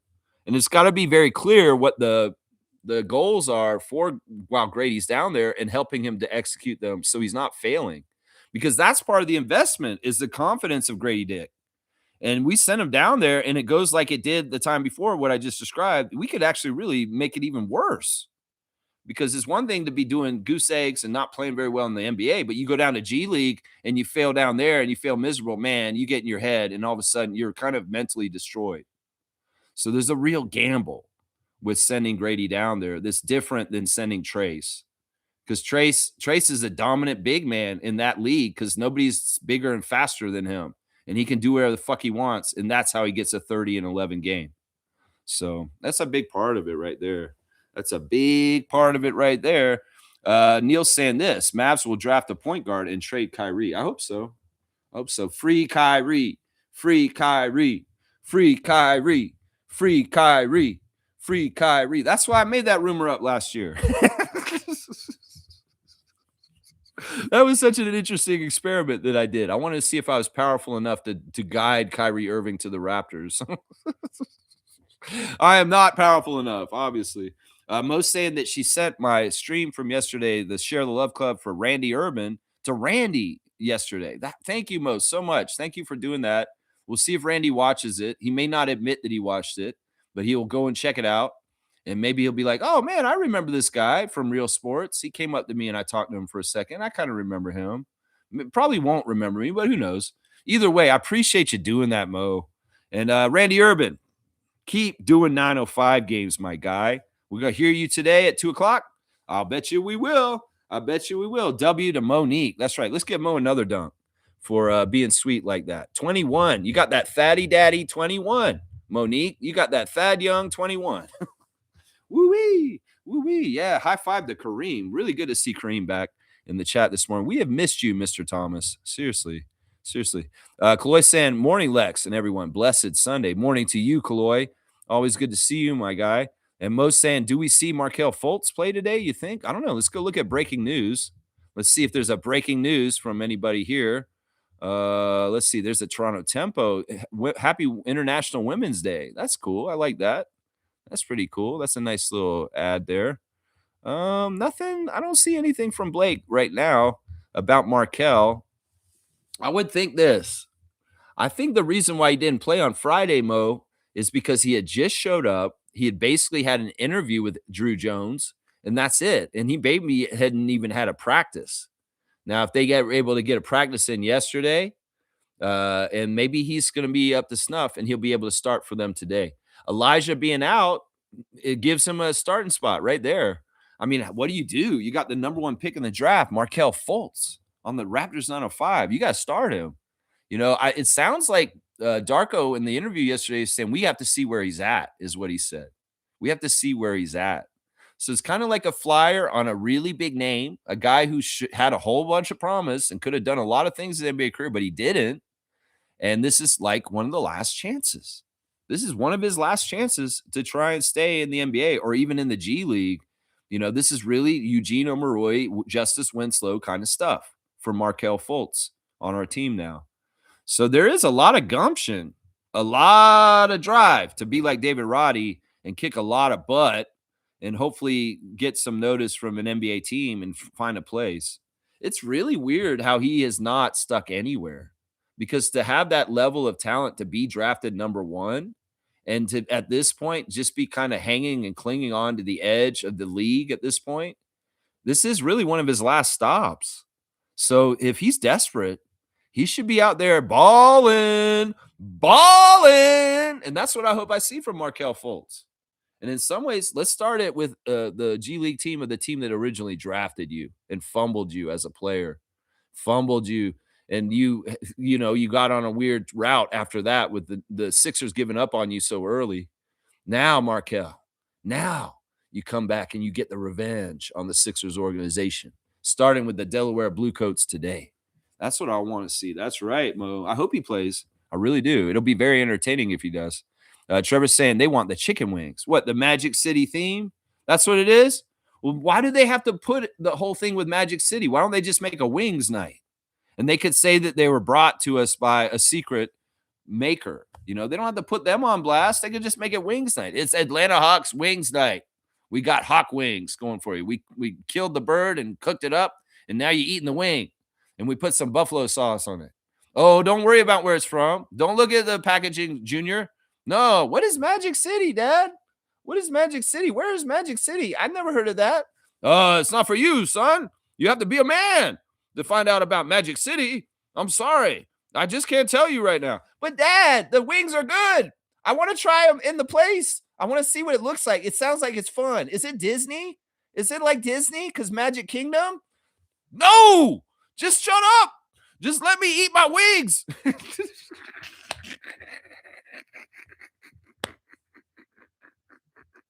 Oh, that's so good. I don't know why I'm riffing like that on this stuff with Magic City, but it's hilarious, isn't it, man? It's crazy. They do want them wings, don't they? They do. Trevor, you can get me to do more of that if you write comments like that, and I will do more on the Magic City. All right, Reggie's here. Good morning, Reggie. Thank you for being a supporter of the channel, Reggie. I appreciate all the subscribers and members of this channel. You guys are a big, big part of what we do here. 50% of it, at least, for sure. Maybe even a bit more of the percentages. I'm not judging the women at all. I'm judging the people that go to these places. They're the ones that are repulsive to me. Only my opinion here. Man, that's tough. I think that strip clubs are great.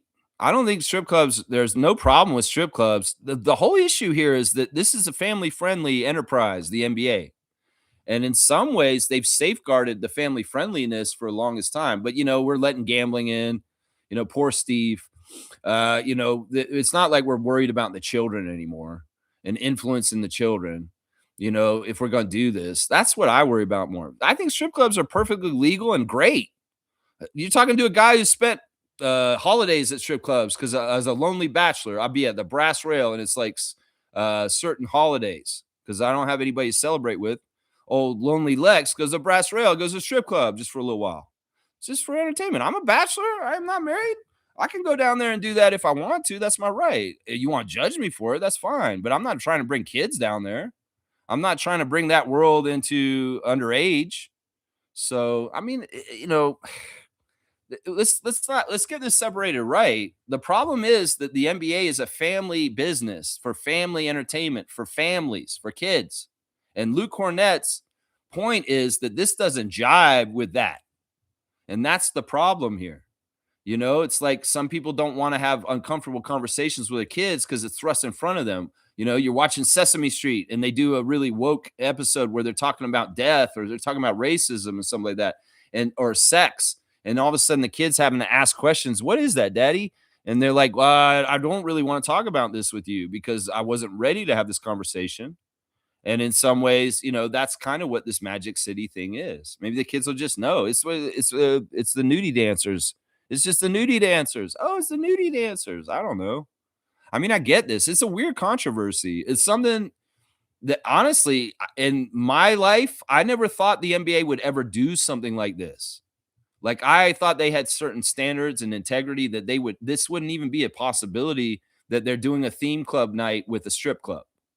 Like this is kind of Mad Magazine shit.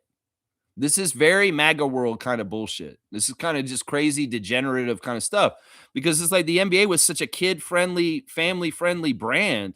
And Adam Silver, in some ways, you're disregarding this with this. I don't care how you spin it. You say Magic City has been a great institution in the city of Atlanta for years and years and years and years. And we're just celebrating the institution. Well, what is the institution? And do you have to be a certain age to go in there? That's right. That's it. Yeah. Smooth saying, I used to go to strip clubs and I didn't feel good about it. I would feel guilty and sad being there, even though I was with my friends. No, I get that vibe too, man. My brother's the same way. My brother's like, I don't like strip clubs. I never go to strip clubs because it's just like kind of dark and depressing. You know, you feel bad. You feel like you're objectifying the women that are there. And maybe it's like it's in a very plastic thing. They just want your money. They're coming and showing you affection and doing physical things to you, but their motives and the whole thing is fake. And it's just kind of like this is the ends to do this.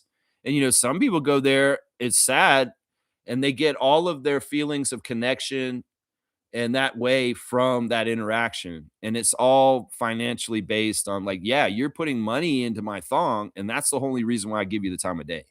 And meanwhile, there may be a nerdy guy who's like, I love her. She's the love of my life. One day I'm going to get you, Josephine. One day I'll get you. No, you won't, Stanley, because I'm a stripper and I'm just using you for money.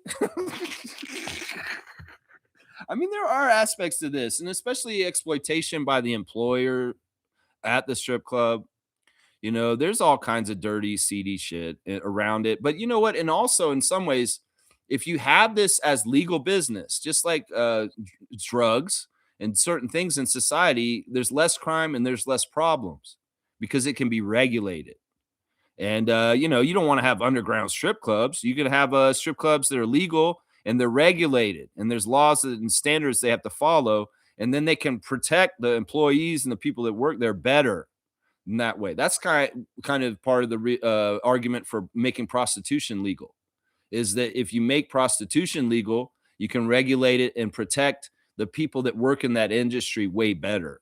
But if it's all underground and all undercover, you know, pimps and people can take advantage and be very exploitive and abusive and do very dark shit.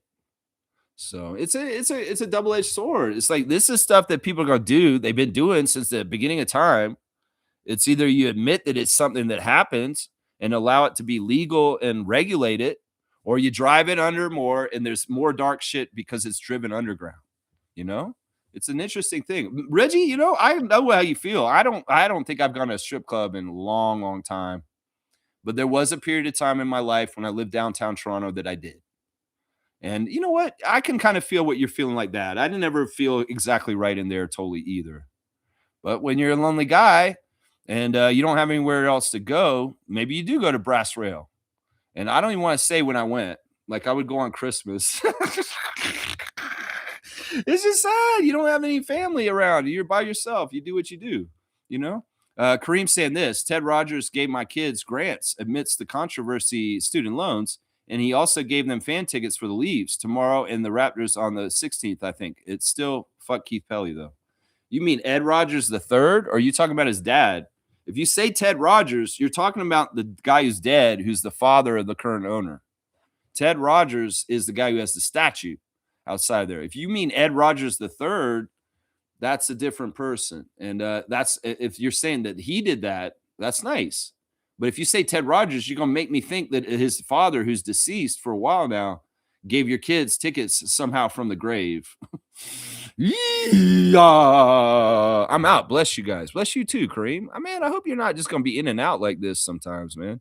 You got to be back to your standards. Maybe not every day, but you got to come and check in with us at least 2 or 3 times a week. Come on now. Come on now. That's right. Isaac saying, Kareem, I gave you a dunk yesterday for timing your around cutting back on social media. Delano Benton 45. That's right. That's right. Yeah. Isaac threw you a dunk and you caught it. You didn't even know it. You weren't here. Let's see. W. Kareem. Thank you, Isaac. Mo's saying, I just hate 3:30 games. There's a game on the schedule that starts time, not me. Let's start at that time, not me. The game's at 6. I believe the Raptors game is scheduled for 6 o'clock tonight, Monique. I don't think that it's 3:30. Yeah, it's 6 p.m. Eastern for the game tonight. So you got time to get down there. You can get there for 6 p.m. That's actually a really good time to have the game because you can get out early enough to get back at a decent time tonight after the game. So yeah, the 3:30 start, I don't know where you get that 3:30 start. 2 p.m. for 905, 6 p.m. for Raptors. And they're spaced out nice so we can watch both of them separately and not have the overlap where I'm doing double duty trying to watch the Raptors and the Raptors 905 at the same time. So yeah, you might even actually be able to watch part of the 905 game before you have to get down there to the arena. So that's actually really good. Adam Hurley's saying here, man. Yeah, let's see. Adam Hurley, good morning. I'm a Luka fan. You can take yourself and shoot a million threes, even though he can't hit one. Slovenian back. Lakers fans. Okay. All right. Let me read through this. Thanks for the subscription, first of all, Adam. And I hope you're having a blessed Sunday. I'm a Luka fan. You can take yourself and shoot a million threes, even though he can't hit one. Slovenian back. He's a Laker fan. Okay, so he's like he's a Laker fan that got Luka in the trade, and maybe he'd rather have Anthony Davis at this point. That he's not happy with that move that was orchestrated by Adam Silver to make this league more spicy and interesting by shaking it up and putting Luka Doncic in the purple and gold. That in some ways he can see that this isn't a building block towards winning the next Laker championship. It's sold on just like flash and no substance. No, I can see this too. You know, in some ways, it's true some of the stuff that the Mavericks front office was saying about Luka's limitations and why they wanted to trade him, but also at the same time is disrespectful and kind of crazy, you know, talking about his weight and, different things. I mean, in the finals, when we saw them play the Celtics, we saw basically some of the huge issues with him winning at the highest level. And I think that what Adam's saying is if he could go back a year and a half and have this all done over, that they wouldn't even gone and got Luka, which is crazy because in some ways the Mavericks fans would love to have him in Dallas back because they love him so much. And honestly, the Lakers have a better chance of winning with the defensive presence of Anthony Davis, even if he's hurt half the time. He is actually more towards winning because he's the dimensions of rebounding and shot blocking and rim protection that the Lakers need like crazy. So I get this. The Laker fan here saying they don't want Luka back. They want to run him, send him back. That's interesting, man. You know, what is it going to be the future for the Lakers? If LeBron leaves this summer, which is seeming like it's likely, then the LeBron era is over and they'll be ready to start the new era. And well, right now they're saying it's going to be Austin and Luka. But in some ways, maybe some of these Laker fans are like, we just want to start building around Austin Reeves. And Luka Doncic is a fool's gold. He's somebody that is a trick shot shooter. He can do all kinds of funny stuff. He's goofy and he likes to smile and he's very talented. But in some ways, he's not necessarily a winning type player in the NBA. And diehard Laker Nation's probably like, we can feel this. And in some ways, this is not the right person to go in the right direction with. But the NBA marketing machine loves it because you're put the alliteration of Luka, LeBron, and the Lakers together. That's a lot of L's. And that's not what the Lakers nation wants. They want W's. Thank you once again, Adam. And seriously, I feel you, man. As somebody who feels very passionate for my franchise and anything that happens with my team, whether it's good or bad, I feel it very deeply. Like I'm sure Lakers and Mavericks fans do too. So yeah, respect. And we're all one nation, one world in real reality. Humans, we're humans. And we gotta cut through all the divisions and say, you know what? I see me and you. You're a passionate NBA fan, and I respect that. And I wish you only the best. How about that? How about that? That's coming from a Canadian guy who's a Toronto fan up in Canada to a guy who's in the States somewhere who's a Laker fan. That's right. Trevor's saying this strip clubs having a place in the NBA arena, not for the kids to see the girls, but it's wide open, busted wide open. That's another whole conversation that would be kind of uncomfortable if you have a young female in your family. And you got to talk about that. You know, where is this dark, twisted world? Like, what if there's a really bad outcome to the Magic City night at the Atlanta Hawks arena where a young girl goes to that game, a very young girl, and she's inspired to become a stripper one day because of Magic City night at the Atlanta Hawks game? This is plausible. Seriously. There'd be some weird introduction. Mommy, what's Magic City? Oh, you don't need to know about that. No, you don't need to. But mommy, I want to know. Is it Disney? Is it like Magic Kingdom? No, you don't need to know about that. You're too young. But mommy, please tell me. And you know how kids are. You say, no, you can't know about this. They want to know even worse. And it's like taboo all of a sudden. And then it has some special to it. And then all of a sudden, weird shit happens. This girl's a stripper by the age of 19. Oh my gosh. What are you doing, Adam Silver and Atlanta Hawks? You're indoctrinating the children into strip club culture through the means of Atlanta Hawk basketball? Shame on you. Shame on you is what I would say to that. But mommy, I want to go to Magic City. No, don't ever go there. Don't ever go there. Promise me you'll never go to Magic City. But mommy, it sounds fun. They have wings. Oh, I'm joking, and it's comedy, but it's very serious also, guys. Seriously. Superfan Mo saying, I'll try and pop into the 905 chat before I leave for the game. W stream, W vibes. Thank you, Mo. I appreciate that. Go Raptors for life. Keep at it always, Lex.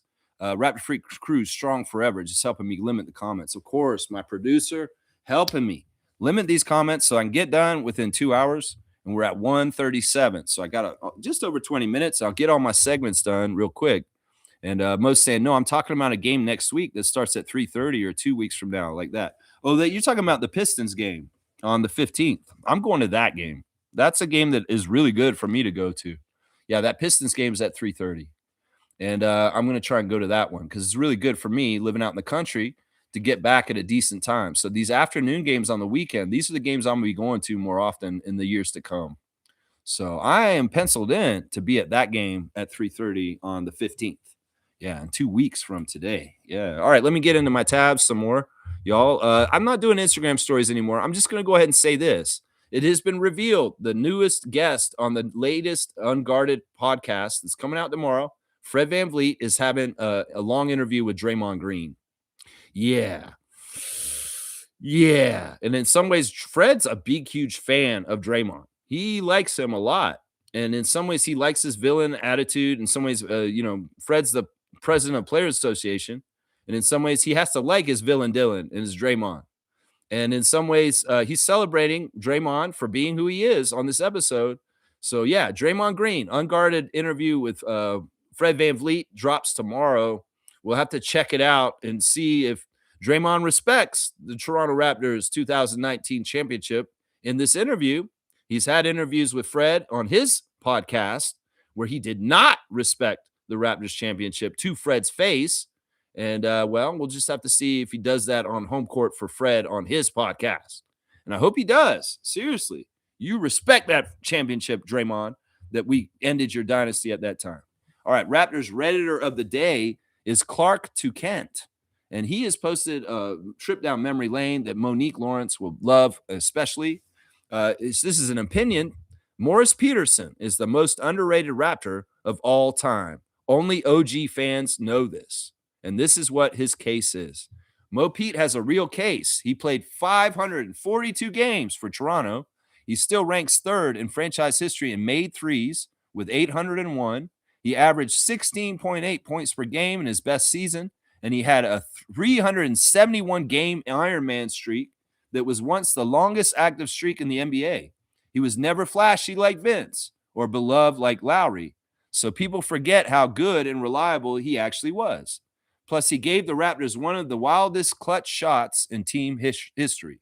He may not get brought up like Vince, Chris Bosh, Kyle Lowry, or DeMar DeRozan, but for years, he gave the Raptors shooting, defense, toughness, and consistency.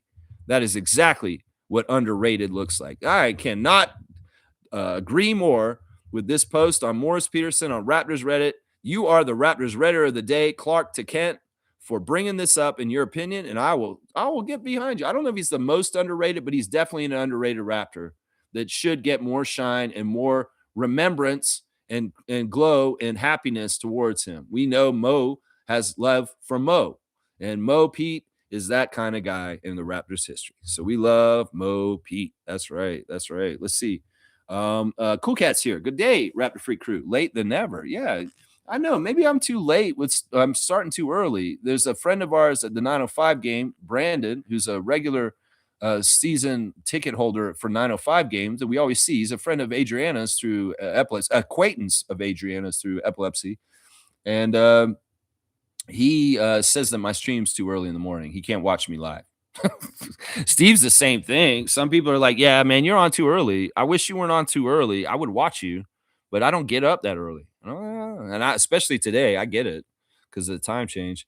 Trevor's saying having the kids cheer for Mercedes to the stage. I know this is crazy. Trevor, you want more of this? Yeah. It's like, what are they going to do at halftime at this Magic City theme game?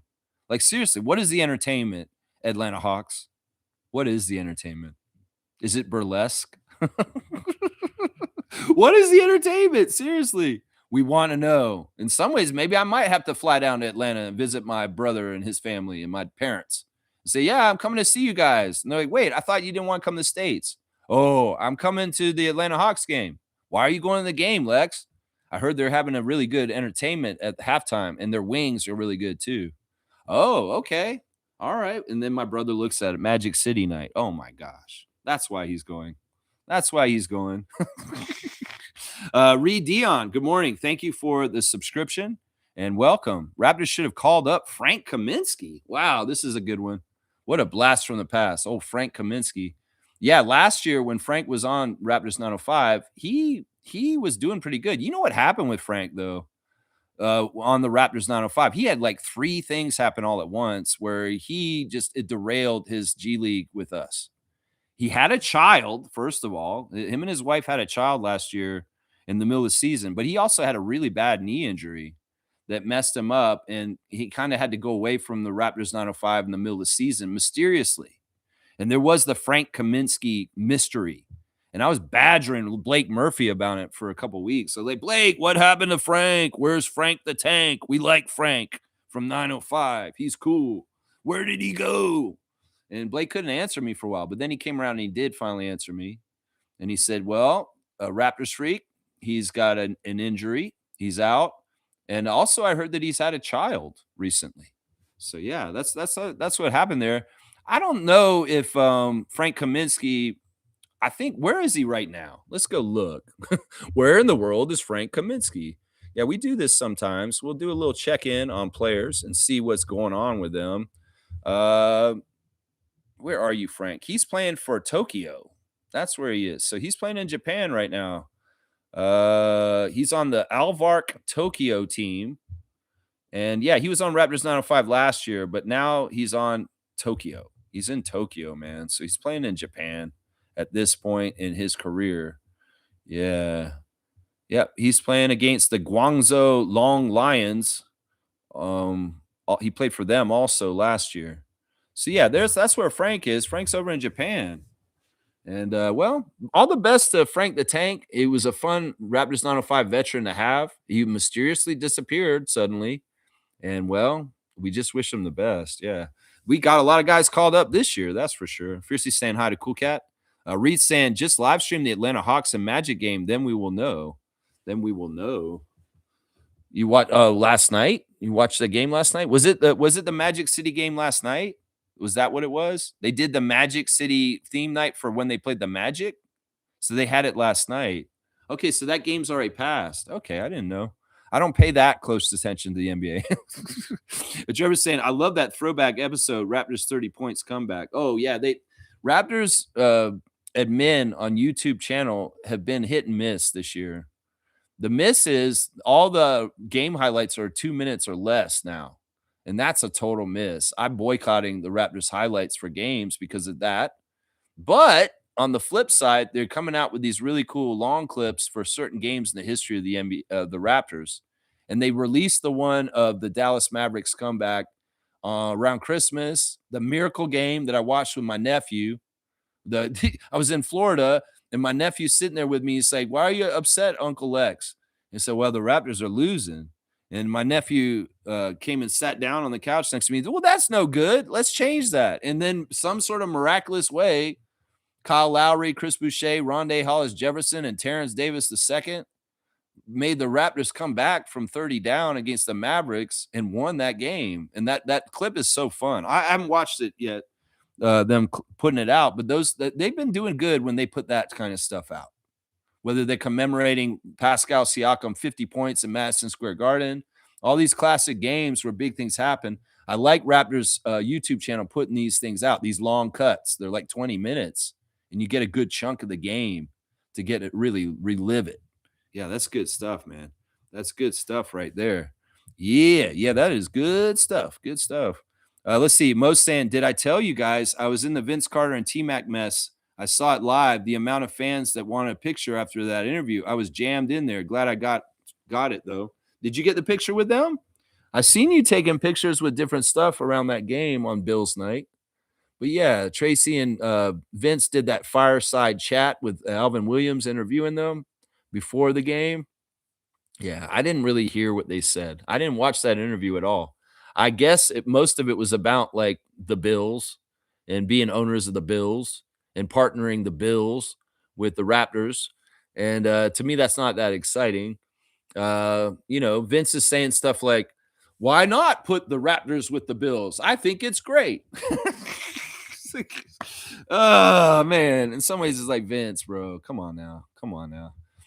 Trevor's saying that Terrence Ross, Raptors legend, Human Torch, Twitch enthusiast, Terrence Ross called the game for the Magic yesterday on the broadcast. Yeah, he has aspirations to do this. He has a good voice for it. He has the knowledge. Watching him on Twitch, watch highlights, man, Terrence Ross he knows his shit. So this makes sense. He's done little bits of broadcasting for the Orlando Magic over the years already. And who knows, maybe he can finagle himself into being in that spot somehow, some way. I guess Jeff Turner was gone or something.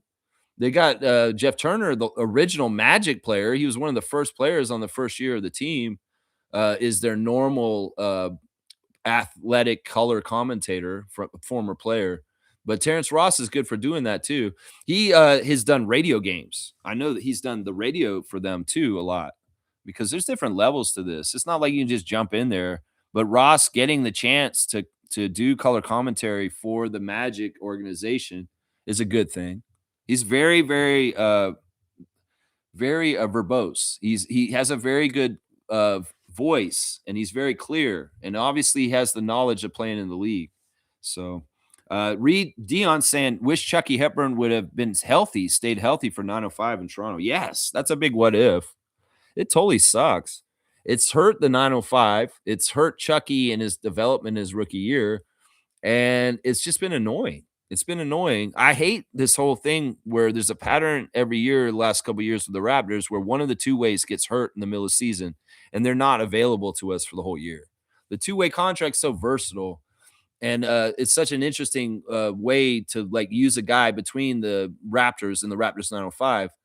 But it sucks, man. This thing with Chucky was so unfortunate because he had a huge impact on our team at Summer League, in the preseason, and even into the first part of the season before he got hurt on both levels. He was definitely an impact as a floor leader for the Raptors 905, and he was part of the defensive intensity that turned on in the fourth quarter that was just nasty. in the 14-0 record we had in the tip-off tournament. And then he got hurt, and we lost a lot of that defensive edge on the down low. But credit to Drew Jones and the rest of the guys to carry the torch past him and have a lot of success, even though.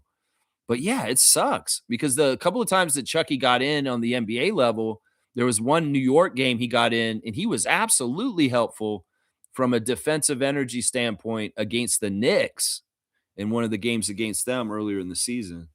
So yeah, it sucks. I want Chucky to get back sooner than later. I hate people getting hurt like this. In some ways, I'm kind of cutthroat. I'm kind of like, well, if he's hurt, we should just take the two-way off him and switch it to somebody else. But Bobby did not do that with Chucky Hepburn. So that indicates that he looks at him as a keeper and he's valuable and that we need to keep him in the fold and get him healthy through his injury and get him back and see where he's at after the injury. So, in some ways it's the contract and it's already laid in. We're paying him already. So it's like you can't switch it. But also at the same time, it's a real travesty. And in some ways, that's why health is wealth and availability is so important. And man, I hope that this doesn't really mess up Chucky's possibilities for an NBA career because this stuff is bad to happen in your rookie season, and especially in the roster position he's in and the way he is in the NBA. It's really, really bad. Adriana's here, and she's saying, all my epilepsy people have to be considered family. Please don't forget March is Cerebral Palsy Month. Please wear green. March 26th is Purple Day, so please wear purple for epilepsy on March 26th. All right, she heard me say that. I wasn't sure if she was listening. It's a joke we have right now. We love Brandon. Brandon's a fun guy, and he always comes over and talks to us at halftime of the game and takes a picture with us. And Brandon, I appreciate you promoting my show. And I want you to get here live, man. Get up. Get up, Brandon. Get up. It's daylight savings. Most saying this, both of them praised Scotty. Was nice. Bill's night. Yeah, I like what Vince said. He had to give his flowers to Scotty and really talk about how great he is. That's one Raptors Roy to another Raptors Roy. Yeah, and I like McGrady's comments on our playoff chances, although he's kind of he's sheepish on it. He said, well, we could be dangerous and we could be a problem in the playoffs if things go right. It's kind of what they were saying. So I like them being positive and encouraging towards us. Now, if they could say stuff like that on U.S. national television on Prime or something like that, that'd be even better. If they could do that on Peacock or whatever channel they're working on down south. Put us on blast and say good things about us to the American national audience, please. And maybe you can start getting more perception and nice things for the Raptors. Seriously. Fiercely saying, Adriana, my aunt has epilepsy. I will wear purple on the 26th. That's really kind and nice. Yeah. And Monique, of course, I know she's been posting about Green Ribbon Month for cerebral palsy. And, these are things that I've take very strongly to my heart also. These are causes and awareness that I like to promote and put forth too. So I really do appreciate Adriana bringing up Cerebral Palsy Month and also Purple Day on the 26th. So yeah, so show your support by wearing purple on 26, and you can wear green anytime this month, except for when we play the Celtics, and just support that also. That's right. Let's see. G saying Scotty needs to be aggressive tonight. It helps Ingram not to be as doubled if Scotty is trying actively to score too. Appreciate the passing, but when he's aggressive, it helps everyone. This is something he actually said yesterday on the interview yesterday. It's kind of interesting. He said this. He said, we got to help Brandon more at crunch time to help him make the shots better and be successful. Brandon's so good. He's so powerful. And basically in that part of the interview, Scotty's seeding that, yeah, Brandon's the number one option at the end of the game, not me. And what we need to do is give him better looks. And he said specifically by setting better screens and being better active targets and just getting more motion around him to get him more space to operate and make his shots and do what he does. So Scotty himself is taking responsibility to help Brandon Ingram hit clutch shots later. Now, in some ways, I wish he would say, no, I'm going to start trying to take clutch shots and close out the game and win it ourselves. With Brandon's questionable and he doesn't play today, well, who's going to do that at the fourth quarter? RJ, Emmanuel, Scotty? Yeah, those 3 guys. They need to do it all together if that's the case right there. Yeah, but Scotty did talk about this yesterday. It was interesting. He's talking about we need to help Brandon more, to help him get better, higher percentage shots by him how he works off of us, and that will help him be more successful in scoring at the end of the game. Yeah. Thank you, Fiercey. Mo's saying, "Don't worry, Adriana. I'm always posting about CP. That's for sure. Yeah, that's good. That's good. Right away, it's March. It's CP month. Yeah, that's right. Yeah, love you, Mo.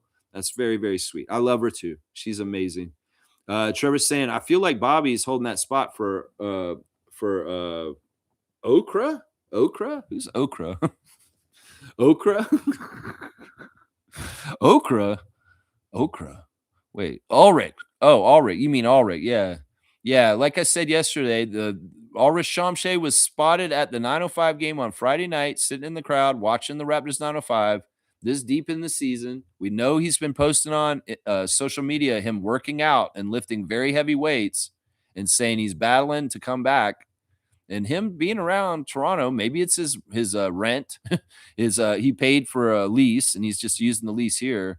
Maybe he doesn't want to be in the States because it's not safe for a man from Africa to be in the States if he's not a total citizen. I don't know. Why is Ulrich Shamshay hanging around Mississauga still? Is that spot Ulrich's? Now, Michael Grange and Sportsnet are pushing that it's going to be Cole Anthony or Lonzo Ball or Georges Niang taking that last spot. So we're just going to have to see how this works out. You know, we got 2 days till the WNBA deadline for the collective bargaining agreement.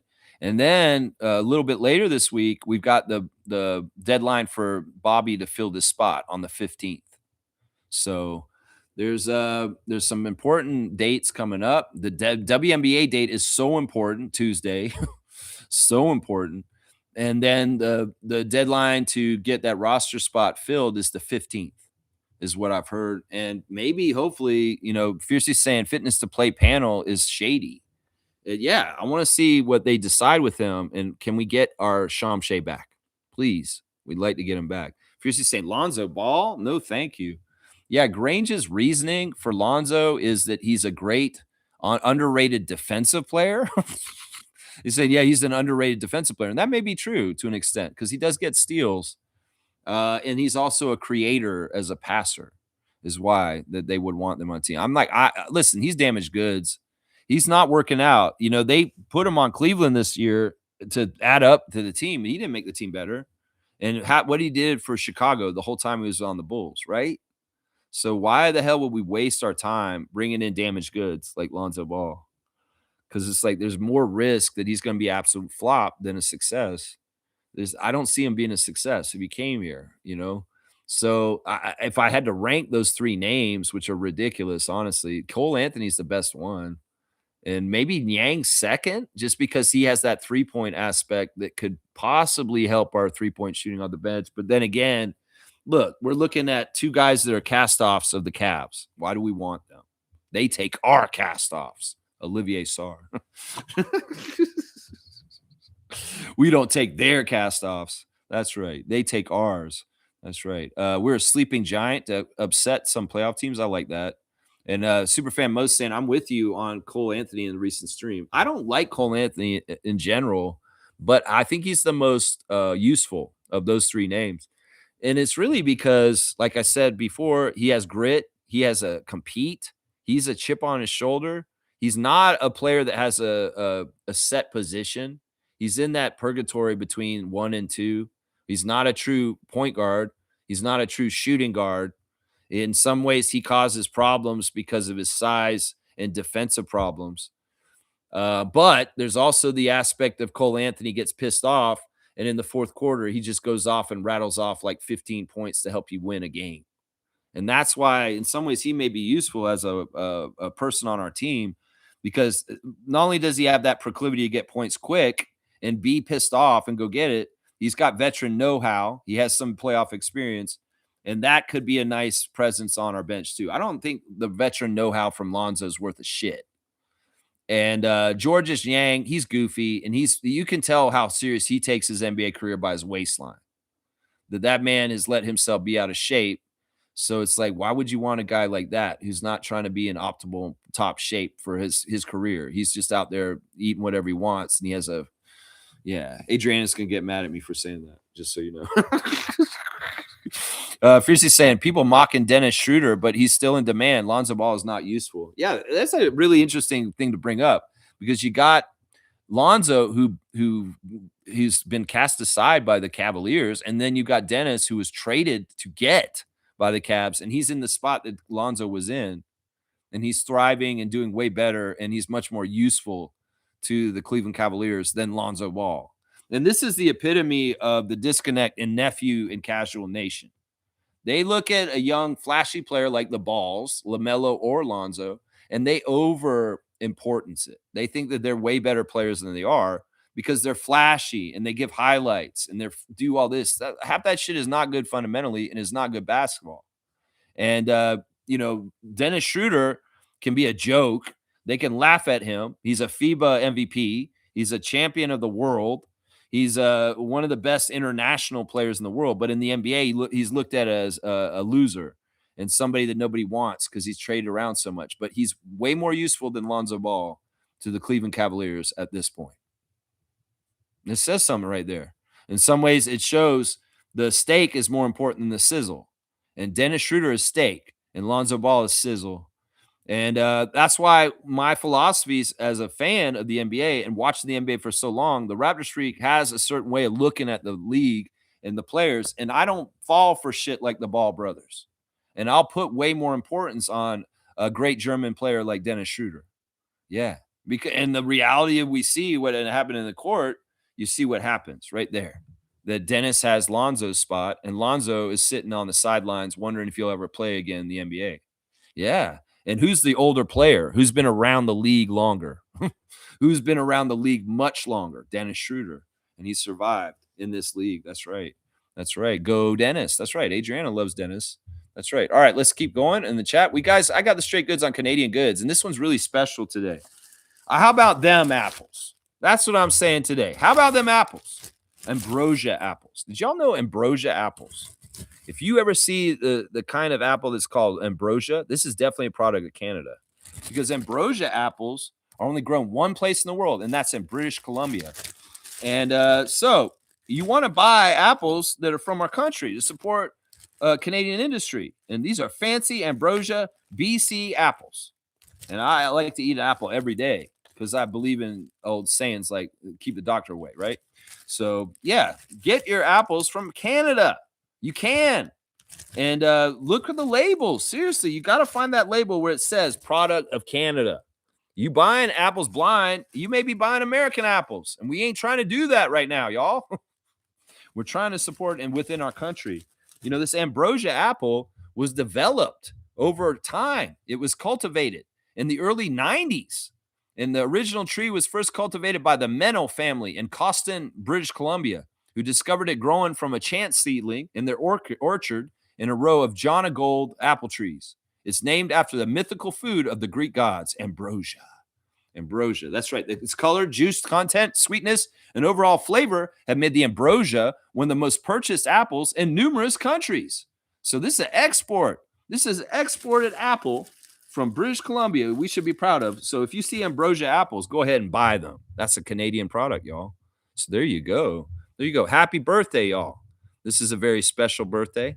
This is somebody we see on television in the studio on TSN, and that's Kate Burness.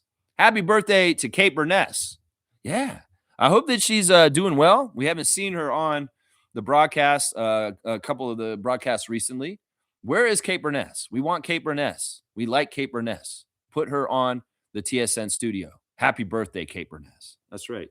Trevor J saying Lonzo's a better three-point shooter when he's on point. I don't care. The man couldn't walk a couple of years ago. And in some ways, has he fully come back from his injuries physically to show the level that he was before? No. Not to me. And in some ways, I'm like, let's not even go there. Not even go there. I don't know him as a great three-point shooter. I've never thought of him with that tag, Trevor. I think career-wise, he's probably around a 33% three-point shooter, maybe 30% three-point shooter. I think that's where he's at with his career totals. Maybe I'm wrong. Maybe I'm absolutely wrong. Y'all can fact check me. If y'all want to go look and check it out. Let's see. Breaking news right at the end? I don't think so. Doesn't look like it. No breaking news on what's going on. Let's do the wrap up. Y'all, it's the last day of our fantasy week. Y'all check on your teams. I am behind HC. It's looking like the one defeated will stay one defeated, but who knows? Maybe I can make something happen on the last day of competition this week. All right, let's do the classic card, and we'll wrap up. I'll do the wrap up for the preview.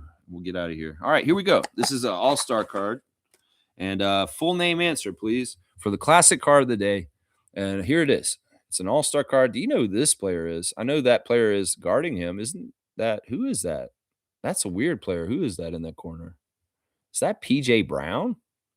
I think that's who that is. No, wait. I know who that is. That's Kevin Johnson. That's Kevin Johnson of the Phoenix Suns. But who is the main player right there in the East All-Star jersey? Right there. KJ. Yeah, that is Kevin Johnson in the corner. Or Orlando Blackman? Rolando Blackman? No, that's not Rolando. I don't think Rolando, he played for the Knicks, but he was never an all-star on the East. Rolando Blackman. Terry Cummings? No, it's not TC. TC's got a bald head. And big TC played for Milwaukee Bucks and San Antonio Spurs. The great Terry Cummings out of DePaul. No, this is not Terry Cummings. Come on, y'all. Look at it. Look at it closely. He's in the East. I'll tell you, he was an all-star for the Sixers on this picture. He played for the Sixers, this guy on this picture. Yeah. This guy also played later on in his career, and he made a finals appearance against Michael Jordan on his team, and they lost, as they all did. Derek Harper's closer, but that is not Derek Harper of the Dallas Mavericks and New York Knicks. And a lot of other teams. I think Derek Harper was actually on the Orlando Magic for a while too. But yeah, it's not Derek Harper, the great Maverick. We're playing the Mavericks today. And the Mavericks fans have great memories of Derek Harper. Michael Adams. No, it's not Mighty Mouse. That is not Mighty Mouse. The original Mighty Mouse before Damon Stoudemire was Michael Adams, the 5'10 guard for Denver Nuggets. And he was more Western Conference player. This is an East player. And I've said the team that he played for was the Sixers, guys, when he made this all-star appearance. So, yeah, that should tell you guys right there. I'm surprised you guys haven't got this right away. This is pretty easy to me, but I guess it's not to you guys. This is interesting. I'll say this. There was another guy on the Sixers at this time that had almost the same last name as him, just one letter off. So they rhymed like their last names. They were the backcourt for the Sixers at this time. And Charles Barkley was on the team still at this point. Charles Barkley was still a Philadelphia 76er. And these two guys were the backcourt, and this is the shooting guard. This is not the point guard. So that should give it away right there. That should give it away right there. We could also say that his nickname is the same nickname as the organization that is hosting Magic City Night. That's another good clue right there. It should give it away, man. I'm surprised you guys haven't got this yet. This guy has a very distinguishable face. There's nobody else in the league that looks like that in the history of the NBA, as far as I'm concerned. So, yeah, the team that he was on when he got the finals was the Sonics. He was on the Sonics with Sean Kemp and Gary Payton when he lost in the finals to Michael Jordan. And he had to play Michael Jordan because he was his position across from him. He had to play Michael Jordan a lot, this player, and with mixed results. In some ways, this guy was more known as a offensive player. There we go. We got it. Finally, G got it. It is Hersey Hawkins, the Hawk. Hersey Hawkins played for the Sixers, was an all-star for the Sixers. And, yeah, his teammate was the Duke Blue Devil, Johnny Dawkins, Hersey Hawkins.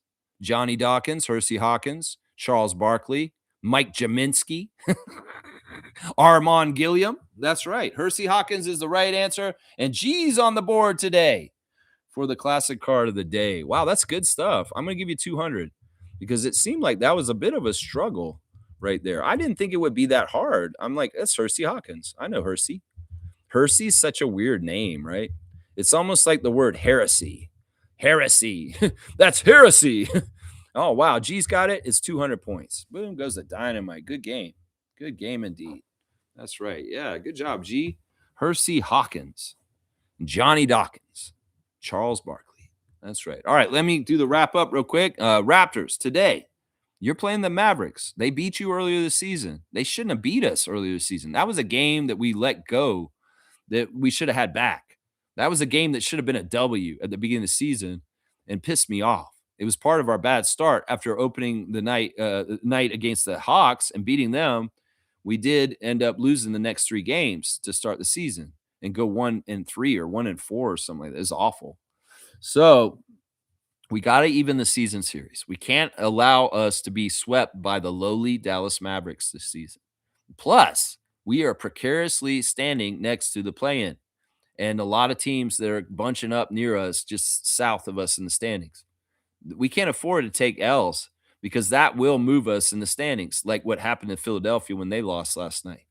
So there's a lot of reasons to win this game today and to not mess around, play with your food, and make sure you get things done. The thing that the Raptors need to do is execute for the full 48, do their best that they can, play their best. No more unforced turnovers in dumb ways. Take care of the ball, respect the ball, and make your free throws. And let's get high percentage open shots by working with each other off screens and communicating and getting the ball in the right spots to make the best chance that we're going to make the shots.